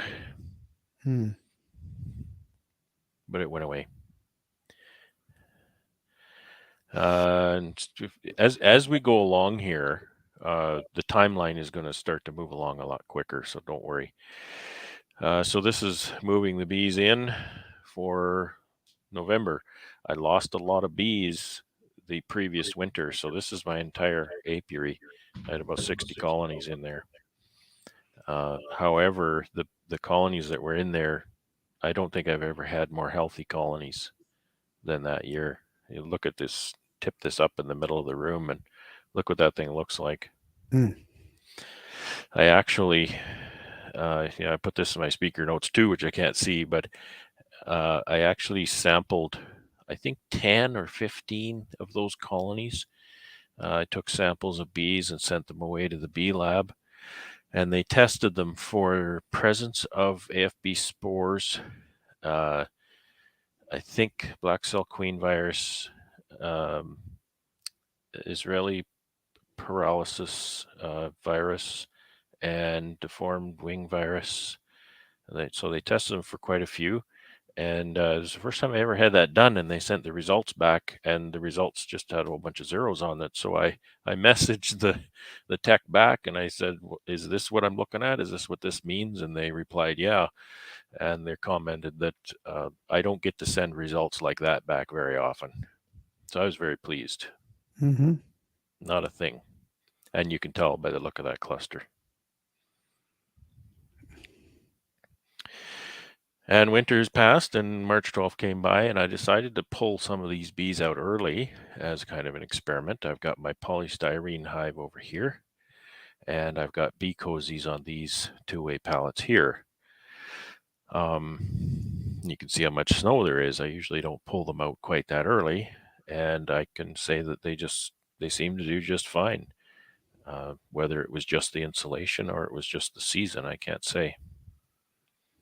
I got one question here. Gunline, Tim, he wants to know, with those stacks that are so tall like that, do you have any problems with them blown over by the wind or let's say a really bad storm, I thunderstorm or anything? think that happens, but I've never had it happen. Okay. I think Ian has had some go down on occasion, but I don't think it's really super common. Don't forget that they're sitting on the ground. They're only 5 inches up from the ground, so they're, um, they're pretty heavy down there. Mm-hmm.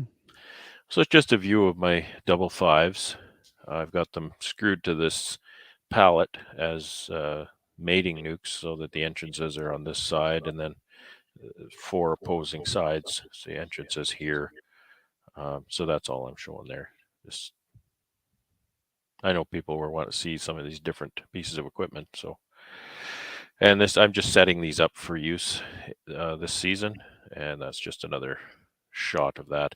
And the first appearance, well, not the first appearance, but my little orange buddy here. This guy is the cornerstone of my operation. He's a fantastic little machine. Yeah, and it's not. I mean, I mean, it's a large lawn tractor in my Well, um it is, but when you really get into using that little tractor, it yeah. actually is a small field tractor, is what it is. It's like, yeah, you can't compare Yeah, it. I know. Well, I guess what I'm saying is that It's not very big. it's 4-wheel drive and it's got a nice front end loader on it, and It'll lift about 500 pounds, yeah. so not tons, but quite a bit. But is like you say, with a two-way pallet, being the fact that your load is right next to your the back end of your forks, closest to your, you can handle things a lot. That will lift And much better than a four-way that's pallet. key, Charlie. That's key.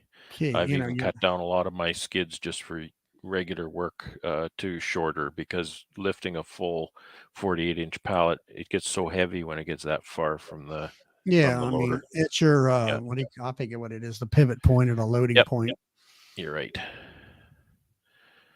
Okay, May 2019. Got my little.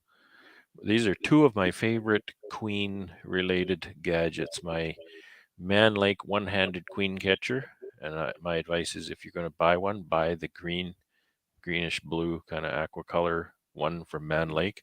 Yeah, that's the There's kind I have. There's a knockoff Chinese one that's yellow, and it's got some design problems. So, Yeah, there's a get the couple right one. guys. They usually call them queen guillotines. Yeah. And then this is made by DC's Gadgets. It's a queen rearing, a grafting timing wheel. You can line up your grafting date, and then it'll give you different intervals of what you should do on certain dates. Very, very handy. Yeah. Just a picture of those double fives with a pair of 4s on top. And I've okay, I'll tell you that I've abandoned these. I've sold them all. I ended up, I got into the 6s. I've learned that I don't like boxes that have more than one colony in the box, because it constrains me with what I can do with that box. If I take one nuke out of that box, I can't pick it up, turn it over, and dump the bees out. Yeah, that's that is your typical Better Bee or Michael Palmer hive there. And Right. I had thought about buying one of them myself, and then I came up with the same notion that you just said about what happens when you have to dump the one side out because it's a dead out, and that's why I never bought them. Those 3-way mating nukes that I showed you, I've sold all of those. I made a bunch of mini quad mating nukes. I've sold all of those. Well, not all of them yet, but I don't use them. So that's just what I'm saying there. That's So just me. Yeah, the 3-way or the 3 what do you call it, nukes side by side give you a much better form factor and everything. You can do so much with it. And then I think you all said last year everything fits. correct Absolutely. size. Yeah. So yeah, this is just one of my out yards, and this is fairly typical of my harvest. It's not, it's only 4 deeps of honey. And for this area, it's not very, not a very high yield crop, but that's a good crop to me. 3 is kind of minimum, and 4 is a bonus. And Russell wants to know where you're using singles now, and I would Yeah, say yes. single deeps, correct. Single deeps. So Yeah. these are single deeps here too. So that's a single brood chamber and 4 deeps of honey over that. So you can see this little one didn't produce quite as well, but it's still got 3 deeps, which is fine. All right. So with that question about single deeps, when did you say, okay, we're going to do this? That we switched over from two deeps down to 1 deep. Well, I got tired of Ian bugging me about it, so I decided to do it. Well, I guess and that's kind of true too. Yeah, and then I guess my question is you've got these prolific hives and they're just, beautiful and strong. And it's like, okay, how do we keep them in that single box? Right. Instead You of come and hanging out. harvest that, all those honey boxes, and they won't fit in one box. There's too many bees. But here's the advantages, at least some of them. It's there's half as much equipment. Okay, so when I'm running 100 to 200 colonies, that's 100 more boxes and 1,000 more frames. Okay, that's a lot of dough, and that's a lot of space in the bee barn. So if I'm trying to put 200 colonies in my bee barn, it's not going to fit because I can only stack them 3 high. I can stack them 4 or 5 high with singles. Treatments come out of winter. 2 strips of Apivar is a rule. Doubles, you might have to have more than that, so it's going to cost you more that way too. You're always lifting that second box to try and do something. I can work my bees a lot for a lot of the year when they're in singles. I just take the lid off and work them. And I just thought of another one. I guess the biggest thing is I'm looking at population just continues to grow, but I guess after she lays up so much, she's going to slow down. I guess she's going to maintain that pop. She can't fill that box. If you do the math on how fast she can lay and how many cells are in that box, she can't fill it. The downside, well, the other upside is you go look for your queen, you get 10 frames to find her on instead of 20. And just to that, the downside of singles is, and I got caught with it the first year. I got caught with my pants down, as they say, because when I take that honey off, I have to return the next day at the latest with pails, because there's no honey in that bottom box. There's no feed. And if you wait a number of days, your bees will start to starve to death because there's no flow anymore. So they got nothing. And so doubles are good for hobbyists, beginners, or somebody that has a schedule that says that they can't maybe tend their bees quite on a tight enough schedule. It gives you a little more leeway, a little more slack, because they've got feed on board in that double, even after you take all the honey. So, there's some upsides. Right. But it's my full time. So the timing is just whether I want to go to work that day or not, which usually is not, but I do anyway. So here's another comb honey frame. Stick a divider stick in the middle of a deep frame, and they'll build comb honey on top and bottom for you. And you got it wedged there on that bottom of that frame, don't you? Yeah, I made a little wedge on my router table, but that's just me. And I wedged a stick in the groove in the top too. I find that it's helpful to have something to make them start in the middle. Yeah, most folks will take a foundation, plastic foundation, rip a strip off, and it gives it a nice starter strip for them. Yeah, honestly, I've found that it really doesn't matter if it's foundation or a piece of wood, and a piece of wood is a heck of a lot cheaper than a piece of foundation. you know, Right. if you put wax foundation there too, that'll work too. But they just chew up all the wax foundation and do whatever they want anyway. So it doesn't matter if it's a piece of foundation or what. So that's my experience.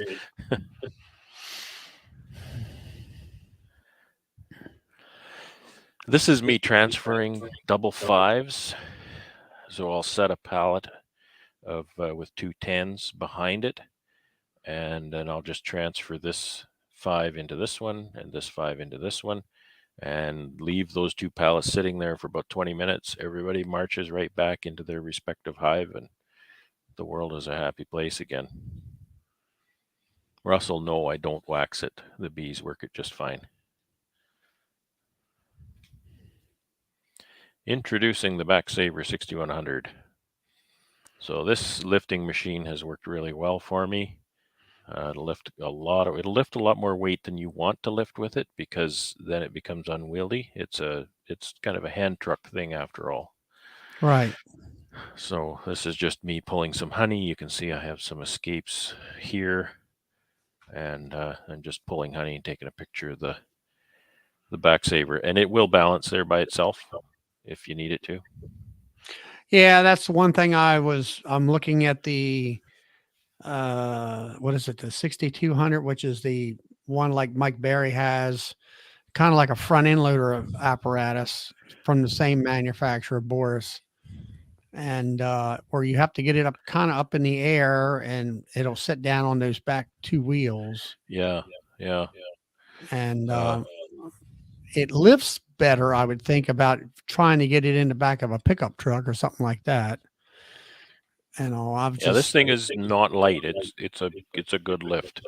I'll usually lower it onto a little skid and lift it with my tractor onto the. right. I mean, I can lift it onto a trailer, but I try not to lift things if I don't have to. If I've got the tractor, I'll just use that. Mike asked what foundation I use. I use Man Like Right Cell as a rule, mostly because that's what my store has, but I have no problem with it. They draw it just fine. And I use black foundation if I can help it. Works great for seeing eggs. So this is kind of the rig. I just got back from honey harvest at my out yard. I got my beautiful 1-ton truck, which I love, and my honey crop is on the front of the trailer, and my escapes and whatnot, my Backsaver, and my orange buddy on the back. This is not the best setup because all of my honey weight is on the front ahead of the wheels of the trailer, so the old truck is sure carrying a lot. But it works, and my out yard isn't very far away. It's 3 miles on back roads, so it's not too bad. And that's the next day, probably 30th, 31st, right? Go back with pails. You take the honey, you go back with pails the next day. Because they're singles, they're going to be hungry. So this is, this was a storm. I moved my bees home after a big storm from the out yard. I won't go into that whole thing, but that's just unloading the bees in the yard. I couldn't even do it in the apiary because it was too wet. I had to park in the yard and drive them back. Okay, the warming cabinet. We talked about this the other day. So I built this warming cabinet that'll fit one of my little pallets with 6 5-gallon pails of honey on it. And so I can set that in there with my tractor. And then I can set another one on top of it.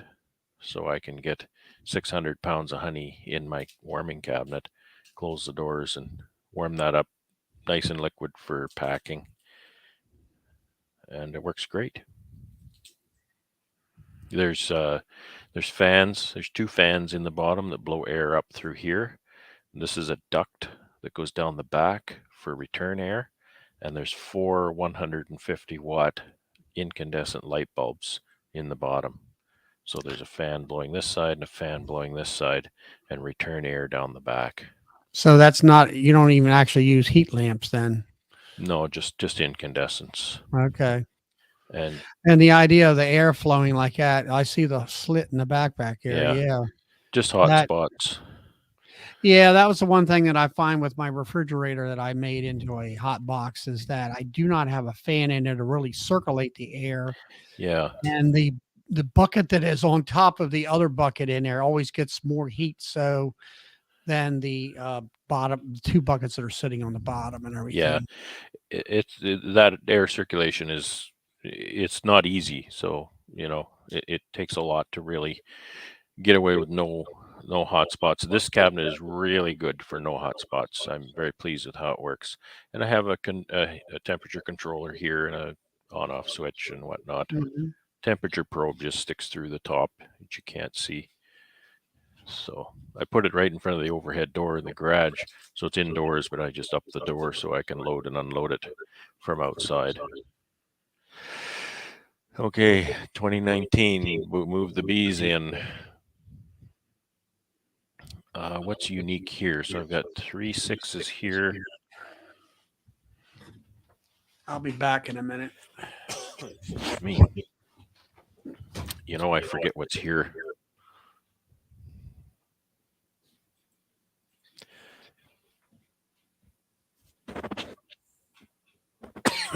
Excuse me. Having a coughing fit.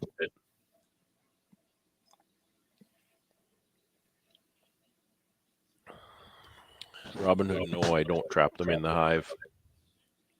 I try to move them when it's cool weather and they're just inside and they don't come out. I don't think there's really much to say about this. These wrapped hives are some Nukes that I just decided to have some insulation on. I don't know if that was necessary or not. This is just kind of a fun picture. I bought this forward-looking infrared camera addition to my smartphone, and so I can see this. This is the wall of beehives here, and I can see which ones are producing heat and which ones aren't. So maybe not so good news here and here, but again, nothing you can do about it at that point. Yeah, I'm hearing some echo too, Norm. I don't know if somebody has their volume up with a microphone or not. I don't know what's going on there. Back to building. Build frames, build frames. That's kind of a beekeeper's life in the winter. I'm finding it never ends.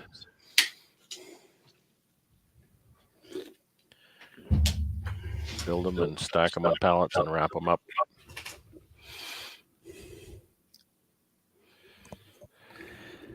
Okay, so in 2020, the winter of 2020, I had a big idea that I wanted to insulate my hives to help them against the cold spring nights.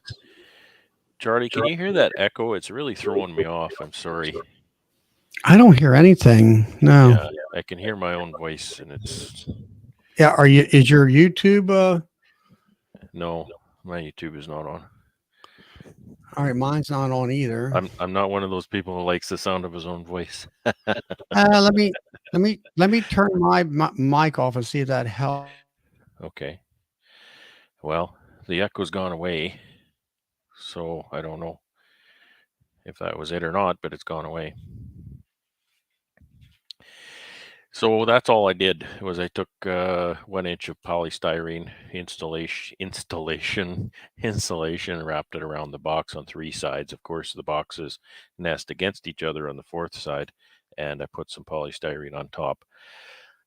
I've abandoned that idea. It's a bit of a management pain. It's expensive, and although I think it probably helped the bees a little bit, I don't think it's a real deal breaker. Next thing, I had an idea that I wanted to build some hive stands. So that's all I did was I built these hive stands. I didn't end up putting this clip here. My 2-way pallet sits on this hive stand here and here. And you'll see that in another picture, how that worked out. And I really love them, by the way. So this is how that worked out. So you can see how the bottom runner on that pallet, that 2-way pallet, fits right into that hive stand. They're quite stable. They will slide side to side a little bit if you push on them. And one thing that is kind of unique in my bee yard is that I place my hives facing each other. And there's about 18 inches between these two pallets. And you can't see it because of the polystyrene, but the entrances are on this side. So I have 4 entrances facing each other. I started doing that one year in the fall just to use each hive as a wind block against the other to keep the cold wind from blowing in the entrance. And I noticed that it was a really nice benefit for management because I'm never sitting in front of the entrance. I manage them from the side, so the frames are parallel with my body, and I'm not reaching across the hives for frames when they're perpendicular if you're working from the back. And then I also have all of this space around the back that the bees are not interested in. So I've grown to really love this configuration with the 2 pallets facing one another. And it never fails that I get my bees moved out in the spring, and then more of this white stuff comes back. And it doesn't make me happy. That's all I have to say about that.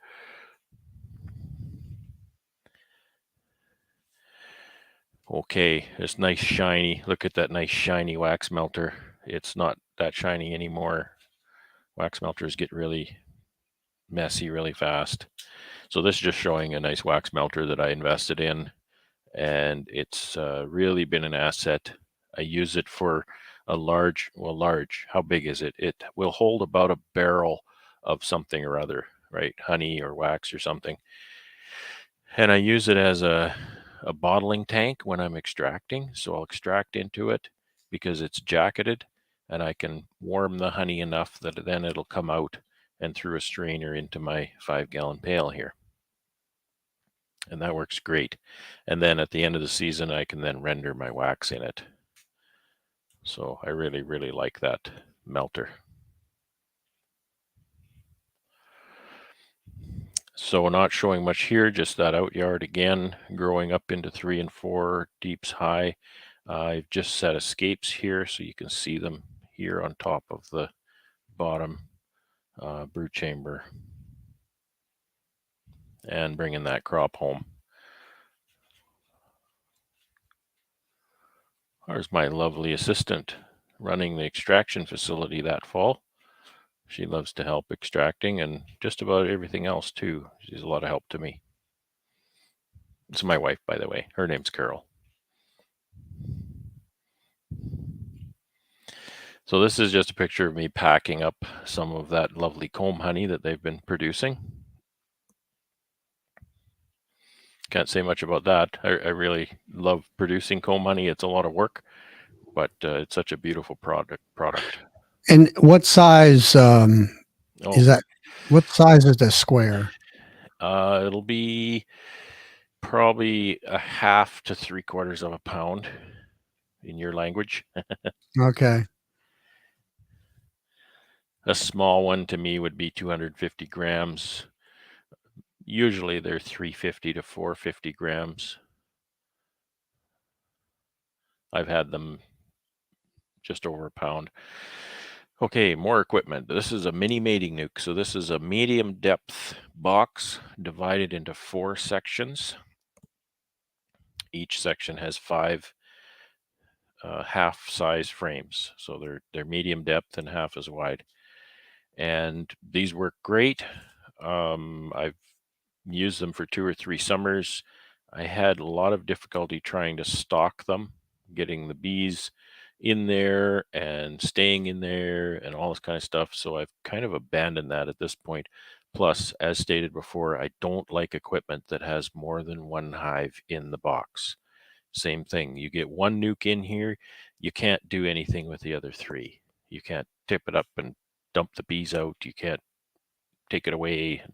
It's just, I don't like it. And I didn't like the mini frames because they're not standard.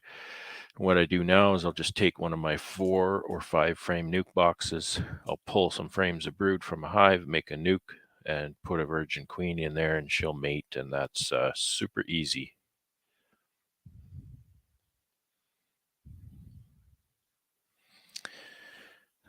This is an experiment I did, and you can't see it very well, but what this is it's two mediums stacked up, but those two mediums are actually those quad mini mating nukes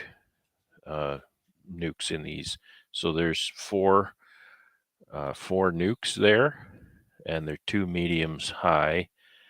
And what I did was I raised those queens in the summer, and I wintered those as you see them. So I wintered 4 queens in that configuration, and I had 75% success. So that's proof of concept that that can work.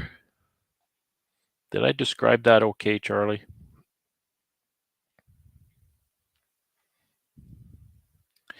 Charlie's maybe AFK. Yeah.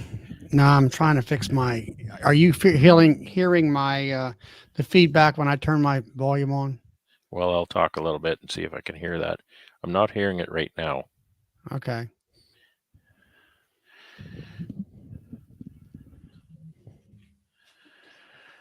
Okay, so in November we moved the bees in again, and that's just what that is.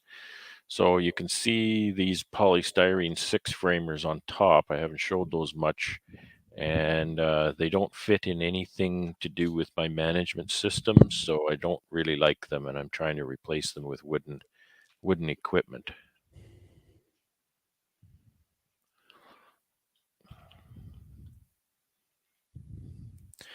Are they stacked in that black wrap? Yeah, this is a bee cozy around these.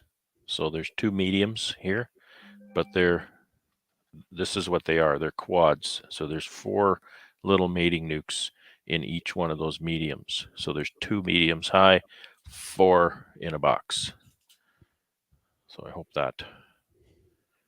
And they came out of winter with a lot of feed, so I don't know if it would be necessary to do a double like that. I haven't done it since, so it's just proof of concept. So anyway, those are the polystyrene hives, the Nuke boxes that I use. There's 6 framers. There's nothing works with those. You can't put 2 deeps on 3 polys. The dimensions are all wrong. So I got them for a very reasonable price, so that's why I have them. It was getting warm this spring, March 8th. It was getting warm outside, and I was having a hard time keeping my building cold. So I got my front end loader and I put a great huge pile of snow inside my building to absorb the heat. It worked pretty good, I must say.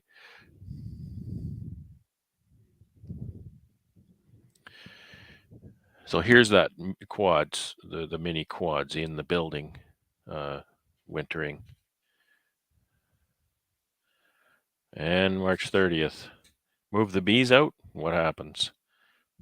That white stuff comes back. So I got my jars, got my pails on, move the bees out, get my pails on, and it starts to snow. And by the 4th, it's all gone and dried up. So this is apiary 2.0. So I've graduated into this bigger space just south of where I was.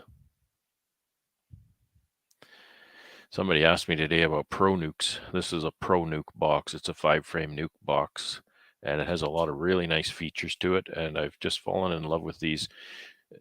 In true fashion, calling that green frame a story frame, I call these a problem solver, because these will solve so many problems for you. If you don't have this kind of equipment, you need to get some.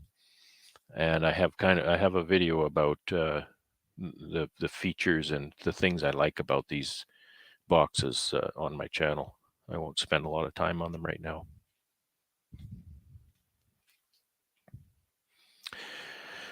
So I've been trying to graft the last few years, and one spring I threw together a grafting easel for myself so that I could hold the frame up and graft out of it. This is an old camper that I got early on in my career, and it's been such an asset to have some kind of a building in my apiary for different purposes, store some equipment, do some work, hide from the bees when they're chasing me, because they generally won't fly inside the building when you run away.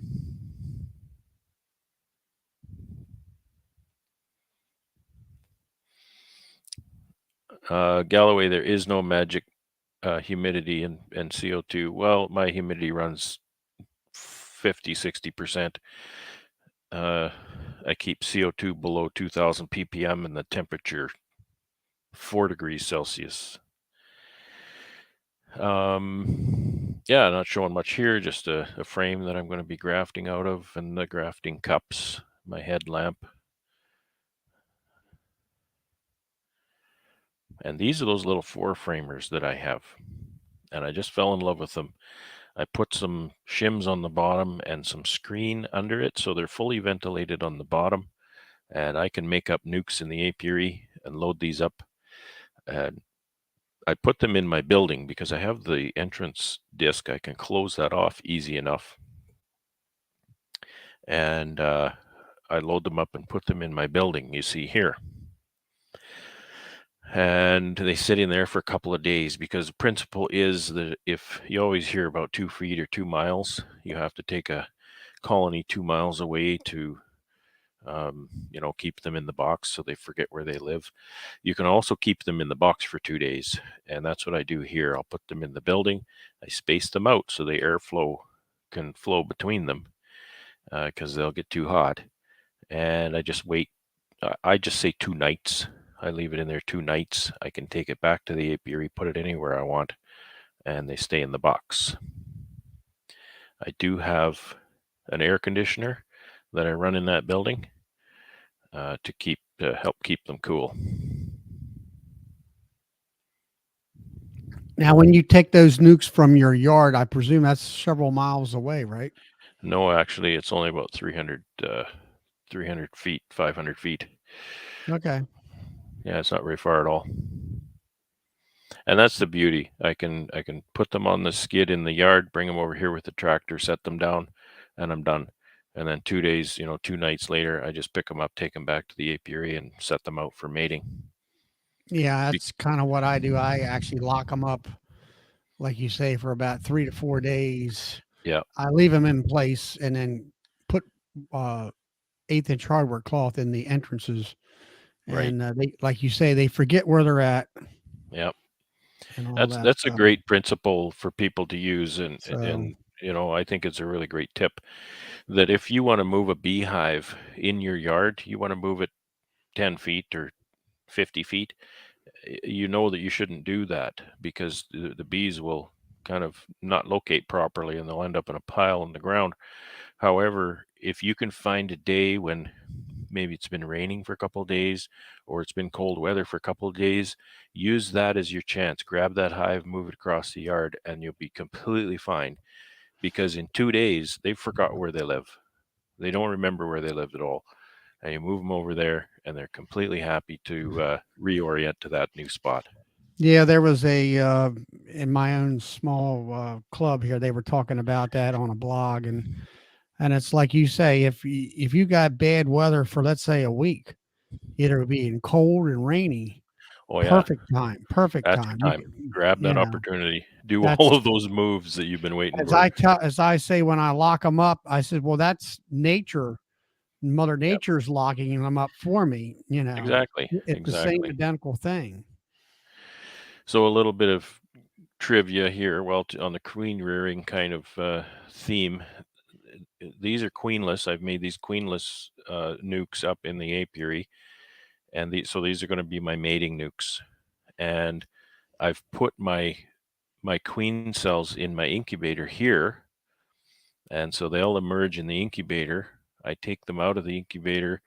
They emerge into hair roller cages, Right. and so I'll take them out of the hair roller cage, dump them in my hand, grab my marking pen, which is right here, mark the virgin, drop her into this box, and when I've got these 6 boxes filled, I'll pick that up with my tractor, back to the apiary, set them in place, leave them alone for a couple of weeks.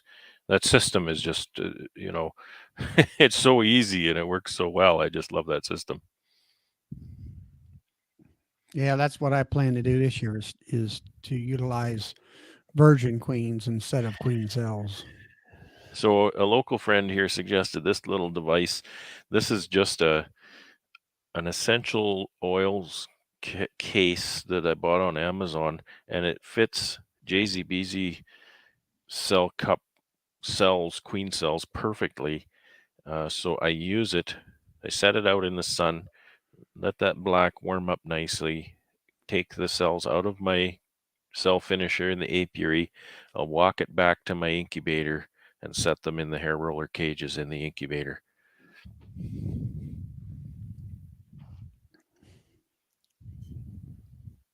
And that's the case in the hair roller. I didn't have enough hair roller cages, so I had to let some of these emerge here. I have a little dish of water to keep the humidity up in the incubator. Yep. And you're going to ask, what temperature do I run? I've got a little sensor here that talks to my weather station, so I can have weather readings on my smartphone or my computer, and I can have alerts if the temperature in this incubator goes too low or too high. And I think the temperature, if I remember correctly, is 32 or 33 C in that That'll be incubator. about 92 or 93. I run mine at 92 to 93 C. And Right. your block of wood is exactly what I did. I got some Forstner bits and drilled the holes in there and be able to set those cages up on their end. You know, like I that. saw a local guy, he had another tip on this block of wood, Charlie. Take that block of wood on your table saw and run a kerf on your table saw through the center of those holes all the way down, and that gives Yeah. you a little spot for that hinge on the hair roller cage that's such a pain in the butt. So you put that little hinge in the kerf, so that'll help you out. Really easy to do. All right. Okay. So you don't have to have the hole bigger for that hinge to fit in there then. Yeah, these holes are bigger because that little hinge is a pain, but you can make the hole a little bit smaller and then run that kerf for the hinge to sit in. Well, all right. There you go. Another big Yeah, I tip. saw that. I thought that's a good tip, as I That's a good tip. struggle with that. I'm learning. So quite often I will take the hair roller cage, the queen will emerge, the hair roller cage. There's a little smidgen of honey, hardly any, down in the bottom of that hair roller cage for her to snack on if I don't get to her right away. So I'll take her out of there. I'll mark her immediately. They're so easy to mark because they don't fly. They just crawl around your hand. And so I mark that virgin. I stick her in a JZBZ cage just long enough that I can stick those in my pocket and walk to the apiary and deposit them into mating nukes. If I don't have the mating nukes in the building like I showed earlier. Yeah, it's like for marking those queens. I mean, that is the same thing that Richard Knoll over there at Brittany, France. He marks virgins, which I was wondering. Some people say you shouldn't or whatever. And there, have you heard? Or I mean, I know there was one local guy. He found that if you don't have the JZB cages, if you lay your hair rollers, break off the cocoon so she doesn't get stuck in there, and then put the JZBZ cup back in, make sure it doesn't fall out, and lay those cages on their side, she actually will do better as far as keeping alive, let's say longer periods of time in your incubator. Have you ever done anything like I that? don't know anything about that. I have the luxury of being able to check those pretty regularly because I know when they should be emerging.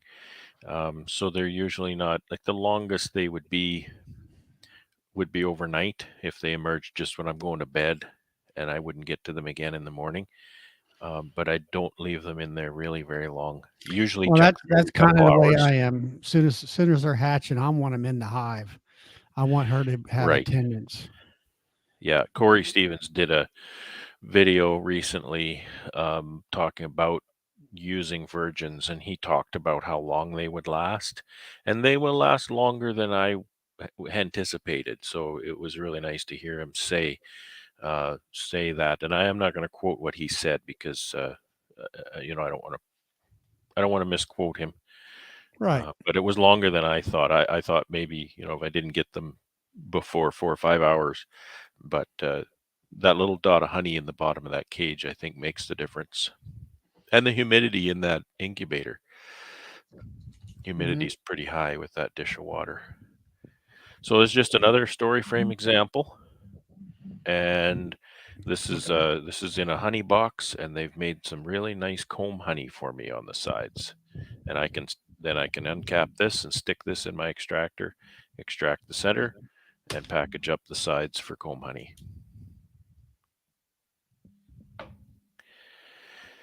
Oh, this just shows September 21. I was actually having a little bit of trouble securing a load of sugar. So I bought a couple of totes of syrup from my local bee supply, and I paid dearly for that stuff. It was convenient. I just drive in and fill the tank, but you know.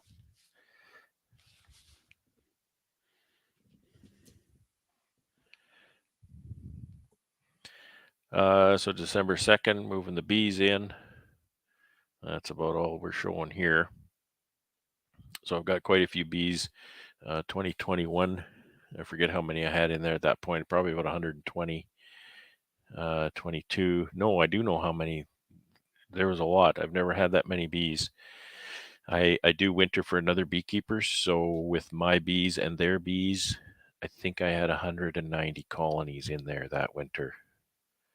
And you can see it's pretty spacious still. I have quite a bit of space, so I could still put some more in there. And if I really had to, I could stack 5 high in here. There's room ceiling space. It just gets a lot more tricky with my little tractor to do that. So 4 high suits me better. And fast forward to spring, April 3rd, the bees come out, and this is April 2022, and I have no idea what is about to happen. It was a very muddy spring. You can see over here the mud. I could hardly move with my tractor. I put down CHEP pallets here to set some of my 2-way pallets on top of just because it was so muddy. It was quite the remarkable season. And I've started feeding these. I've got some pails on these over here. April 11th, I remember that. April, I believe it was 10th and 11th. I assessed all my colonies, added pollen patties, introduced Apivar, put my pails on, evaluated the colony and wrote that evaluation on the lid, and took this picture, and that was the last day in April I was happy.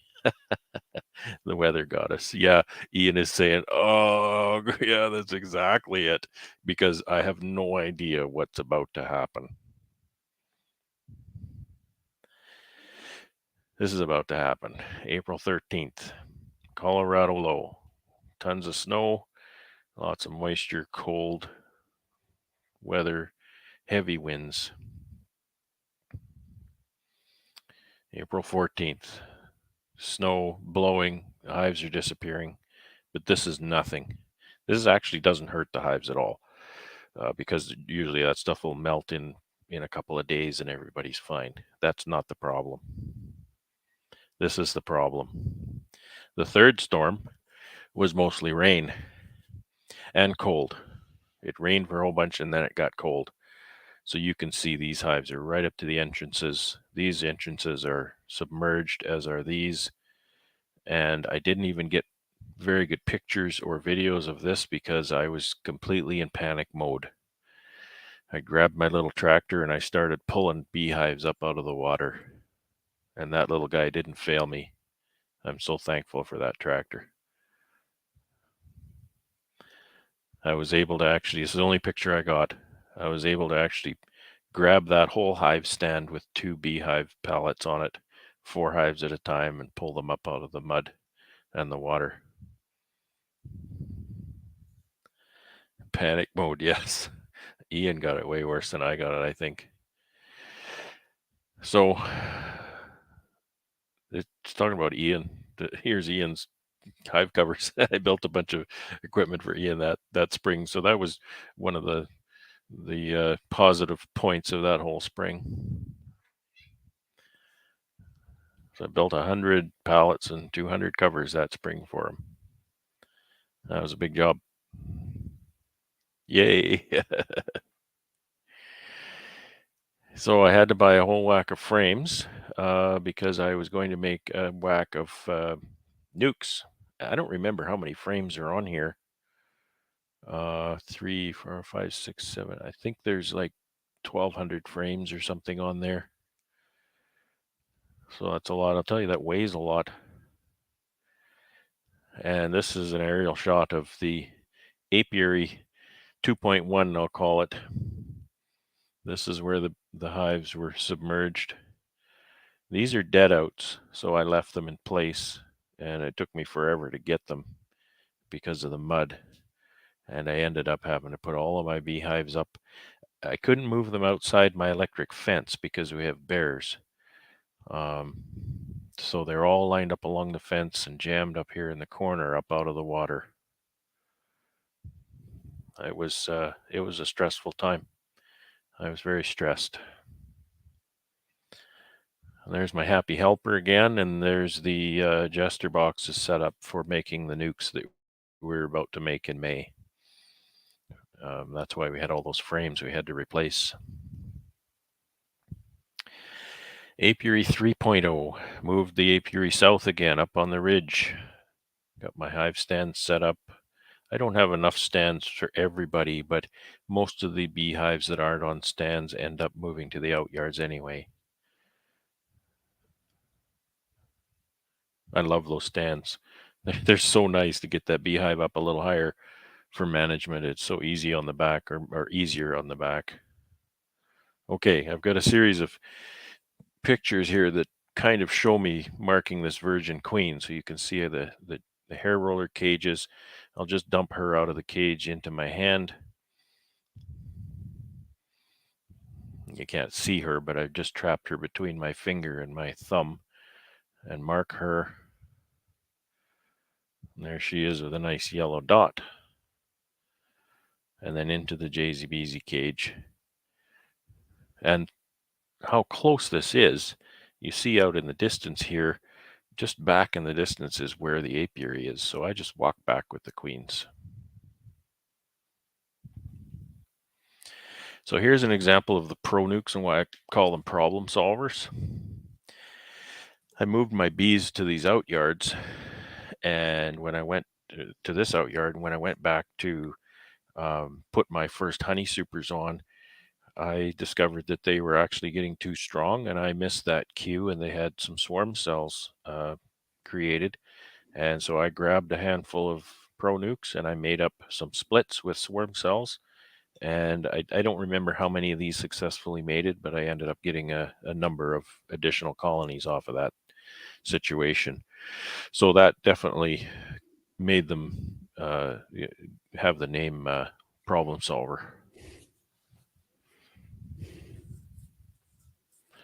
Just more 6s under 10s. So these 6s have made 4 deeps, and it kind of looks like there's maybe some drift going on here over to the end. Maybe there is. And this was my biggest purchase of sugar to date. There's how much was there? There's about 7,000 pounds of sugar there for fall feeding. September 2nd, harvesting the outyard with my Backsaver 6100. And I was really surprised this year that I'm wearing shorts and a t-shirt, and I'm out here in September harvesting honey. Normally the bees would be tearing me up because in the fall, they get grumpy, and they weren't. So I had to take this picture to kind of prove that I'm out here harvesting honey in shorts and a t-shirt.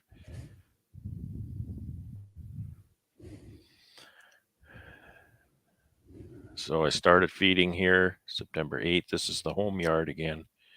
And these poly 6 framers that I have, again, I'm working on replacing these with the wooden 6 framers.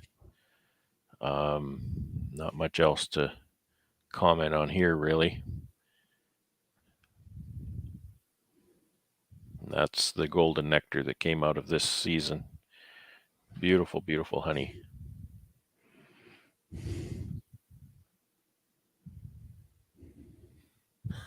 Shorts wearing me, man. So this is not a really good picture of this setup, but this is my syrup mixing system. I have an IBC tote with a pump. I'm going to say it's a 2-inch pump. This is actually 3-inch, but it's set up for 2-inch pump.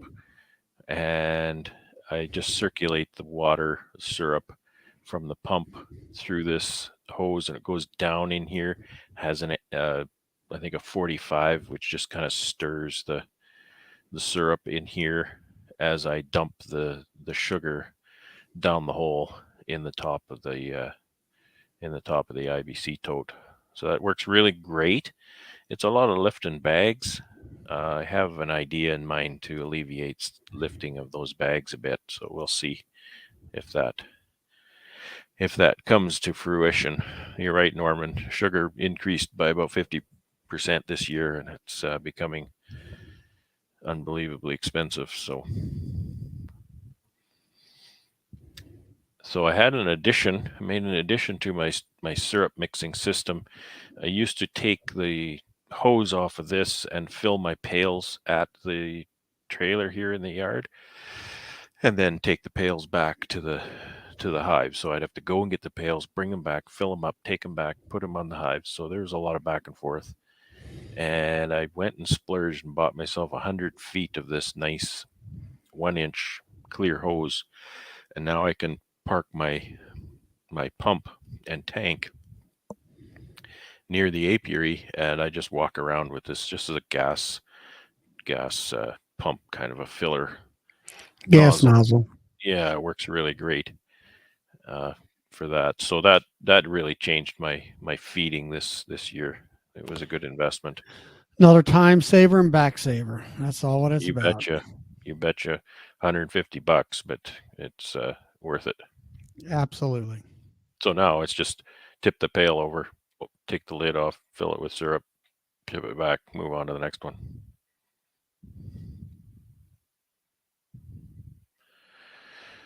So this is the old ProVap, and my old ProVap, she's worked pretty faithfully. I can't complain, but I have it, it's got some miles on it, and the bowl leaks a bit, and that's why you see oxalic acid everywhere. But what I wanted to point out here is I alluded earlier to how I changed how I inject the acid vapor. I drill a hole in the side just ahead of the back panel on the box. So I blow the vapor in along the back between the box and the frames, and I find that permeates through the box really well, and it doesn't shoot the vapor up in the middle of the cluster where the queen might be. So I feel that works really good. I'm getting very good control, so I stick to it. I've been doing that quite a few years now.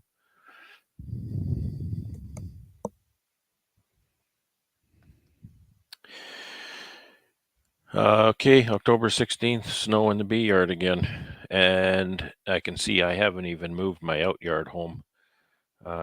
You'll see them stacked up here once I do that. So when I move my bees home, I'm done managing them. They're done being fed.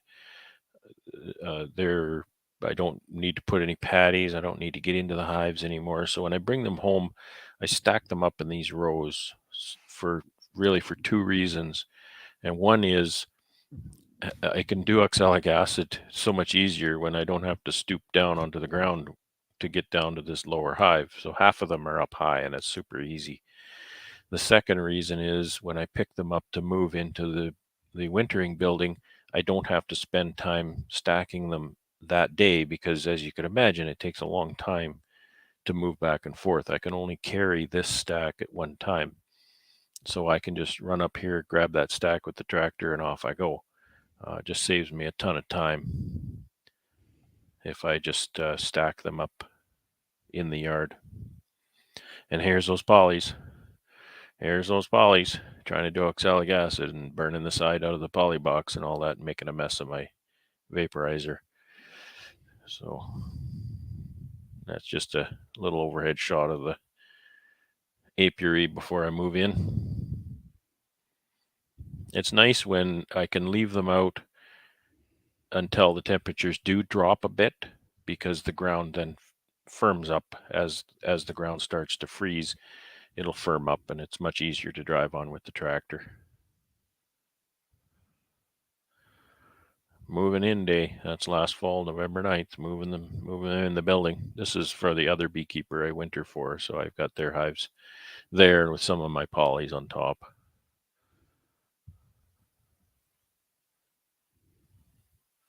I believe that's the end of my presentation. All right. All right, I'll go ahead and remove the photograph. Well, that was quite informing. Lots That's of a good marathon. information there. Thanks for sticking with me. Oh, it's no problem. It's I been knew it was 2 going and to a be half long. hours here. It's 20 minutes 11. I was hoping it wouldn't bore people to death. We've got 60 some people here in the room. Wow. Ian's is a good deal. That was great. So, Thanks, Ian. We've another one, Texas Beekeeper. Thanks for sharing. Flower Street Honey says same thing. And, You're welcome. It's my pleasure. I get a charge. I know it's interesting to anybody. Yeah, it's getting late. I had one of my other participants text me, and what do you? I don't know what's your schedule like, either for tomorrow night or Sunday night, as far as a questioning and answer on this presentation. I didn't know whether you want to stay any later tonight or not. I'm good for a while yet myself, but it's up to you guys. I know we answer a lot of questions along the way and all that. Is there any any questions out there that you want to ask Brad as far as his operation, or any techniques or anything? So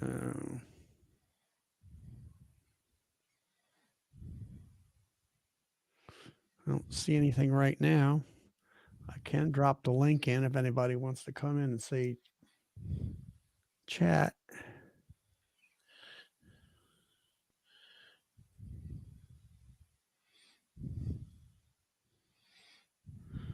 All right, let me.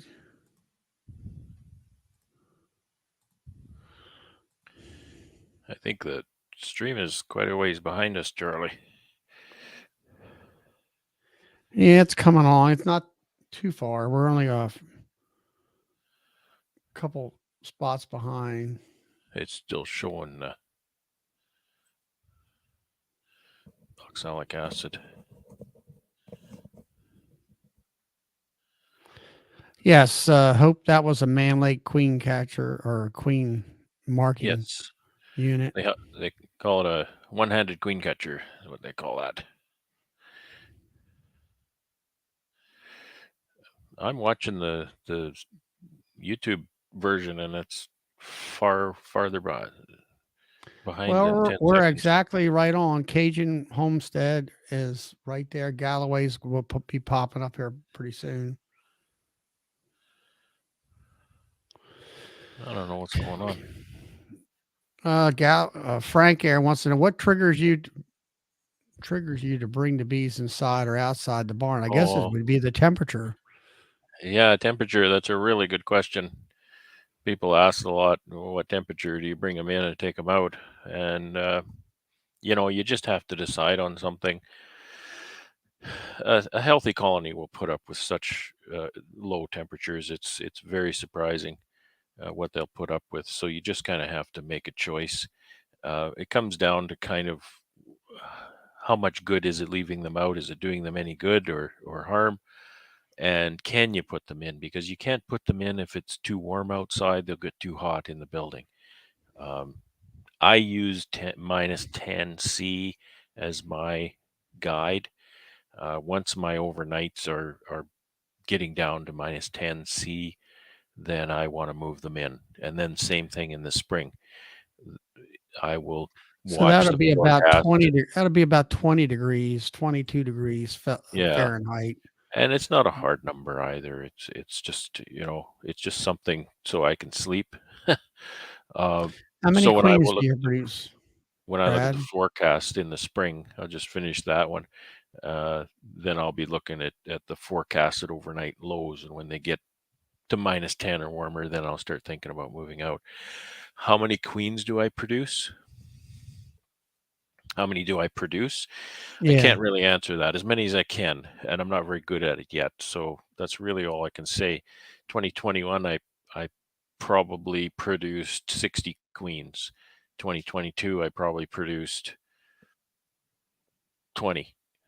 It didn't go so well for me last summer. So that's really all I can say.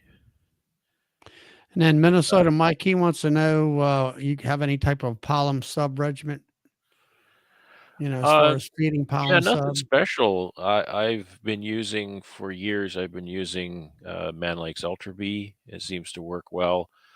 Last year I changed to well, I didn't change. I used a combination of Ultra B and global patties, 15% global Mhm. patties.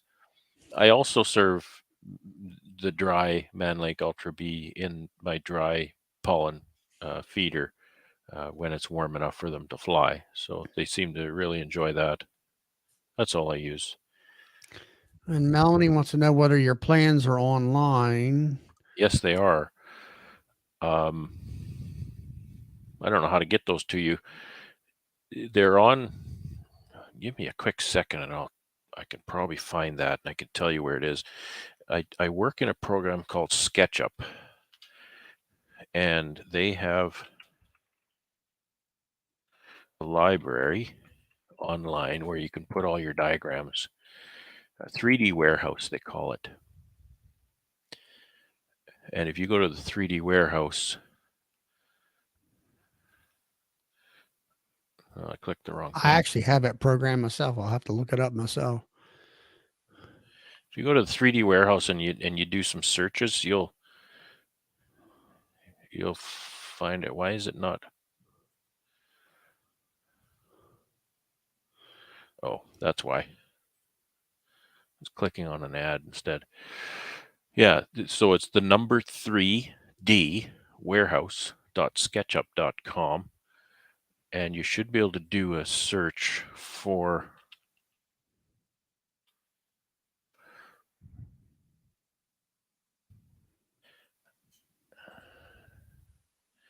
you could do a search for two-way palette, and that's just 3 words, two-way palette, but you have to select models to find, and once you find one of my diagrams, you can click on it and go into my section.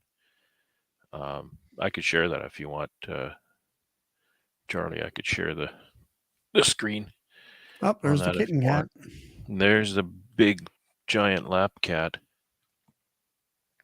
Here, we got it right here.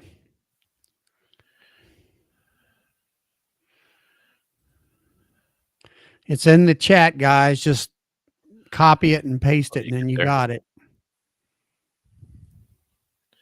Yeah, that'll get you somewhere. There is a place you can actually see all of my diagrams. I'm trying to find that. Oh, that bee man. Click on that bee man. Okay, here we go. I'll put one in there. I'll have to go to the YouTube side though.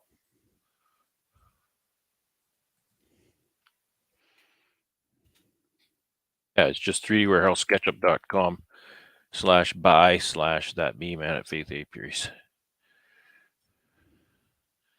And I put just about everything I build there, so knock yourself out.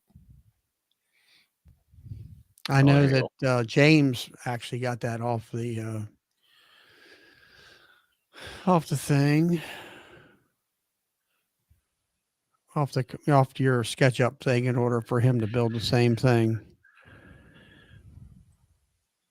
So, is there any benefits from a wood hive to a plastic hive? That, to me, is all about what you want to use. And let me tell you something. We all have our different personality. We all have our different things that we like and things that speak to us and things that work well. When I was growing up, when I was a young lad, my favorite thing to pass the time was Lego. I would build everything you could imagine out of Lego. I built amazing things out of Lego, but Lego is all it's all square bricks pretty much, or at least in my day, they were all square bricks. So you'd have to build everything out of square bricks. And I find that really speaks to me. So that's kind of why most of my equipment just looks like you could probably build it out of Lego. And I don't like hives like the poly hives. I don't like stuff like that. I don't really care for, you know, the plastic hives and stuff. But that's because I'm trying to do this with absolutely as many colonies as I can manage by myself. I work alone. So I need to build in as many efficiencies as I can to save myself time and effort and maximize the bottom line, because I'm trying to make some money at this. I'm trying to pay my way in this world, doing something I love. So I can't say what's better. I'll just answer what's better is what you want to use. That's what's better. Yeah, it's just be like your two-way pallets. You got a tractor there with a front end loader on with a set of forks, and it's better for your tractor as far as lifting capacity um and then like we've discussed, I think in the previous shows, different types of lifting equipment, and actually there's more versatility with the tractor. You can do a lot of different things with it. Well, I and know I that didn't that's have the probably a quick wisdom attack. enough to buy a tractor. I owned that before I ever considered having bees. So it just kind of worked right in, and I thought, well, I've got this really great, rather expensive asset. I better make it work for me. And it does. It works great. Is it perfect? Absolutely not. Mike wants to know, he's also a commercial beekeeper here in Pennsylvania. Um, and he's How many would I went fill a from being year? a truck driver to a commercial beekeeper. I don't know, a couple hundred. Okay. Uh, let's see. Like I can put at a really good year, I'll put 10 to 12,000 pounds in honey buckets, and so that's 50 pounds a piece. So that's 200 and 250 buckets kind of thing. So it's quite a few. Maybe I guess, and a lot of like Ian does 55-gallon barrels and stuff, and I know that James does buckets because his clients that he has, they want 5-gallon buckets. And even though they're commercial establishments, they like the buckets better. And I presume that's in your situation. It's well, you're actually taking it into a bottling company because of your legal ramifications. Yeah, And it's kind of twofold is why I really embraced buckets instead of barrels. And sometimes I just really wish I was using barrels. My tractor won't lift a barrel, first of all, so that's very important to me. And my packer is a very small operator, and they don't handle barrels. They handle buckets. So those are really the reasons I use buckets and not barrels.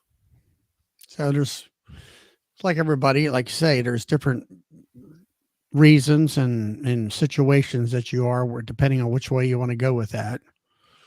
Yeah, Um, it works. It's whatever works for you. And then a lot of times with the bees, it's the same thing. It's what works for you.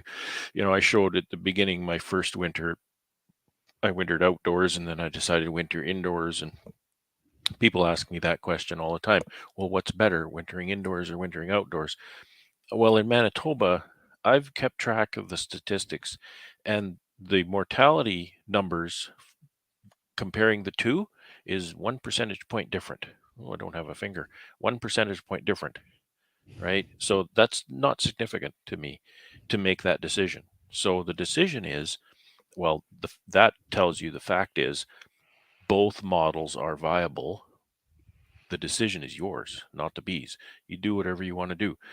I had a building, I had a tractor, I had two-way pallets. Most people don't have a building to, if you have to build a building, well, now you got to put $100,000 or whatever to a building. I didn't have to do that. It cost me $1,000 to convert my building to winter bees, and it cost me $3,000 for those winter wraps that I bought. So, and my building's going to last a lot longer than winter wraps that are going to get yeah, eaten by mice, and I don't have to store them in this. So many things worked for me. yep.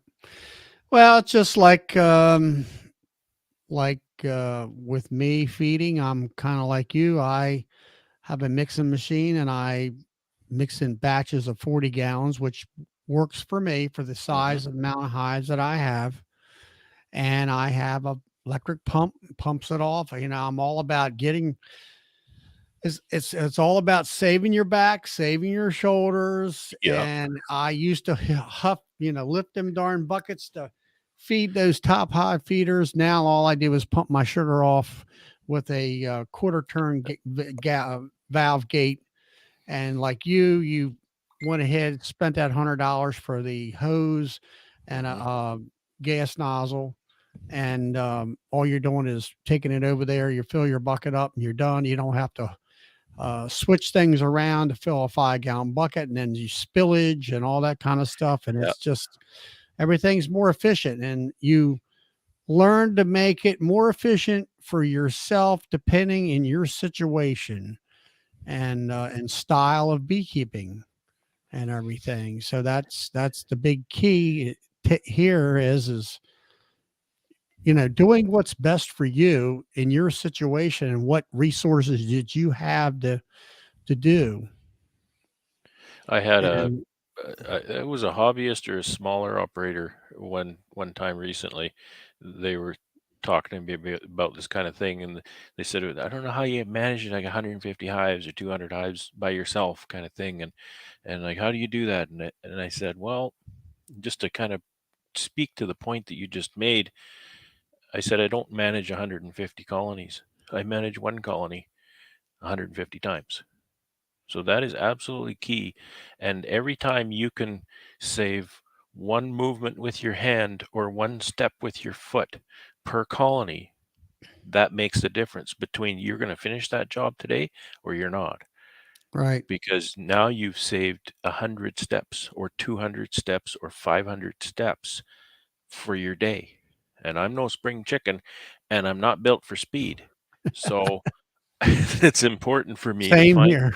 those little efficiencies, right? Those tiny efficiencies. You think if I can, I have to carry this from here to there. If I do it 100 times, then I can find a little bit of efficiency there.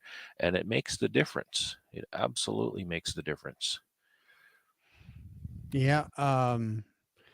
Uh, I guess the question I have what your last statement was, you manage one hive, but 150, 150, the same thing down alone.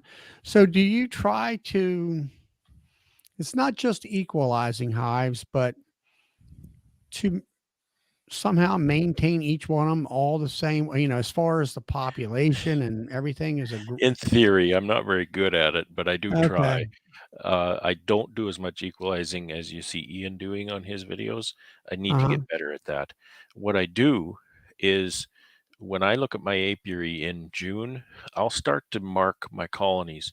I'll start to mark them as to which ones are awesome, right? These colonies don't need my attention constantly. And then when I load up my trailer to take bees to the outyard, those are the bees that go. The bees that are no trouble go to my outyard. Anybody who needs attention stays in my home yard here. So now I don't need to put on a bunch of miles to go constantly to this yard to tend to bees that have queen problems and population problems and this and that and something else. I walk to my backyard and I work bees for a couple hours if I only have that much time, and I address some of these problems.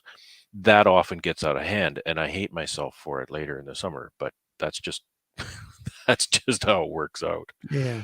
Yeah. So, anybody in the chat have any more questions for Brad? I know that pretty much everybody's agreeing with you. Work smarter, not harder. That's for definitely sure. That's Absolutely.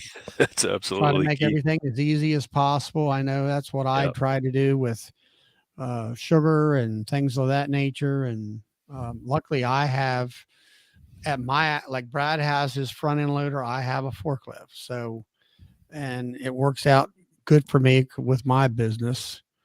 And I as like far that as forklift. It'll lift a lot more weight. yeah, the problem with that forklift is is it'll get stuck. That's where you need one of those. Yeah. It's like my friend Lloyd. He has a Hummer-Bee, and Yep. for what you're doing, the Hummer-Bee would be ideal for you with 4-wheel drive and out into rough terrain type Yeah. stuff.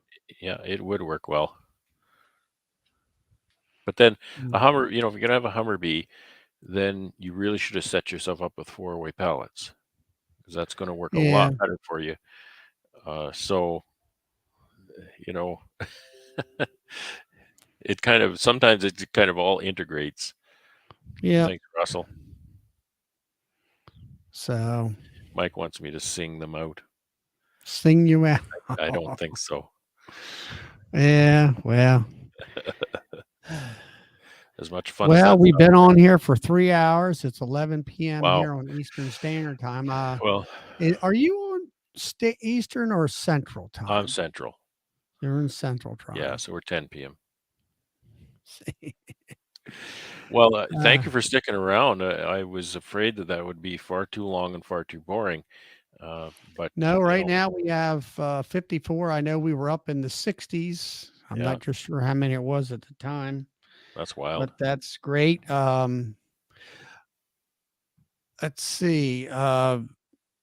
Lee, I think you're going to be on Tuesday nights this coming Tuesday at 8 p.m. If I'm not correct on that. Your chat, put that in the chat. Let us know. For everybody who's new, I know there's some folks on here that are probably Brad's subscribers. I have this chat running every Friday night at 8 p.m. Eastern Standard Time. And there is my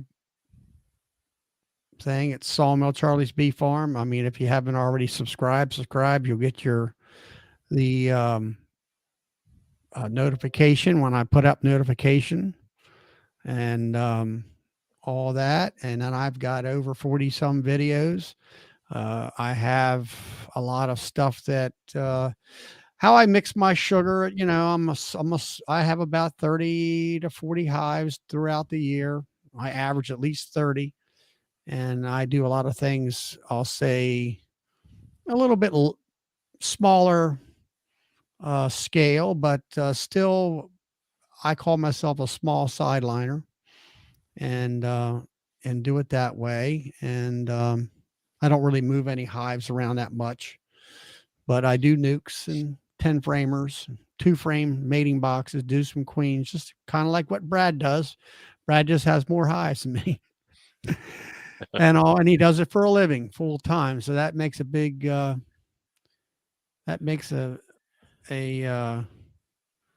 big difference there.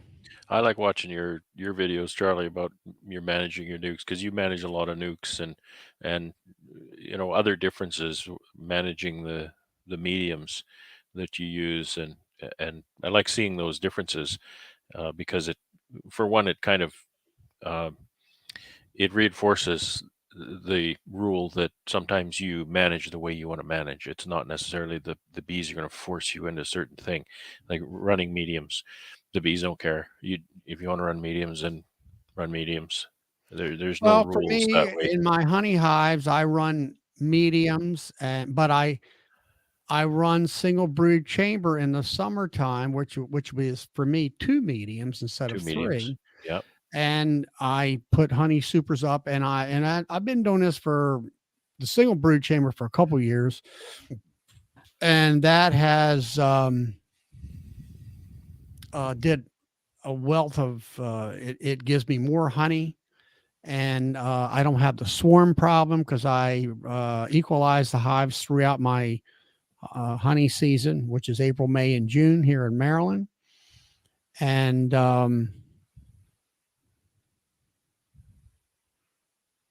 sun is shining on top of my head. Well, that's that light above my head here, guy.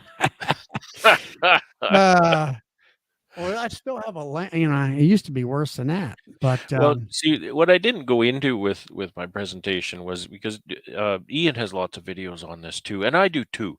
Is that single brood chamber management where the same thing what you just mentioned in the spring, my colonies, yeah, they come out of winter in a single and they turn around and they start to grow and they grow more, and then I add a second deep, run a double for a while, and let them lay in there and expand that brood nest and get a really nice cooking colony, and then maybe I'll take a split off of that, or whatever I want to do at that mhm, point, or whatever that colony will allow, and then we get into the honey flow back down into a single single, yeah, queen excluder, and honey flow from there, and the rest is history. So right, and yeah, it's the same thing.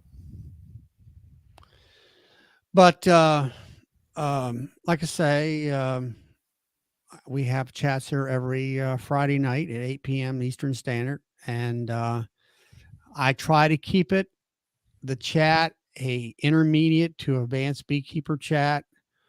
I welcome all the beginners along. There's always techniques, just like tonight, talking about the story frame. We're talking about the drone frame, reducing the drone brood burr comb off the top of the frame, stuff like that. You always can learn them small little tips that make everything so easier and all. And I know that I'm going to do that. I going to do those tips for my frame bees this year, and because that's going to save me, like you say, if you do it for one hive, let's say it takes you 15 minutes a hive to get all that stuff cleaned off. If you times, let's say 10, that's 150 minutes of time that you can do doing something else. And And it's all. even saved you a little bit of money because if you have 100 colonies and you have 100 story frames, that's 100 sheets of foundation you haven't purchased, Right. right? So in my world, that's $185 in my pocket. Hmm. That's right. So you have to, um, do, all them little small tips and like that kind of stuff. And Brad's pretty much a regular, uh, you know, that comes on our live chats, and I do open it up. Tonight's special. I didn't open up our chat. We usually let people come on and talk and discuss different ideas and techniques and whatever. So and all that, and then my friend Lee, who is my uh I would say my engineer behind the scenes. It kind of helps me out because we had a big failure here this morning. I hit the wrong button for the beginning of this chat. He kind of got me out of that. So I think uh technically it was the wrong damn button, yeah, it if was. I I was recall. like, uh yeah, I get real frustrated sometimes. Here comes Lee. Somebody got to keep him straight. There you go. But Lee, are you going to be on Tuesday night? I presume because of Bob's channel problems at 8. Yeah, as of right now, it will be on my channel list. He just is reclaimed before then. Okay, well, I want to run that banner across, and uh, so everybody that's on the chat tonight, on Tuesday nights at 8 o'clock Eastern, yes, Eastern Central, Eastern Standard Time. Kodiak Farms is Lee's channel. You can subscribe there. They have an open conversation platform, kind of like here, except they will drop a link after, let's say, 15 or 20 minutes of the beginning of the chat, and people can jump on and um, chat about anything really about when it comes to bees and everything. And it's a good chat. It's informative. So that's the other chat and I will always be on there most of the time. So, well, everyone, I guess we're going to close it down. It's after 11 o'clock.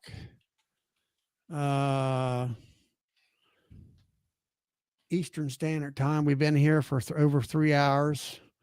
People are starting to bail out. So thank you very much, Brad. It has been most informative and a lot of great ideas.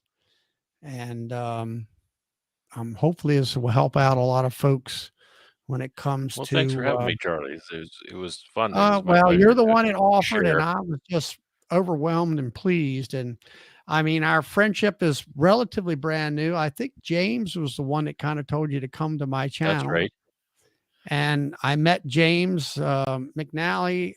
Actually, I was bugging him about his hive lifting machine. And then we were able to meet personally at Hive Life Conference 2023, which was wonderful. Yep. And we went out to dinner along with Lee or Bob and everybody else. And there are several different people in the chat. And we had a grand time down there this year.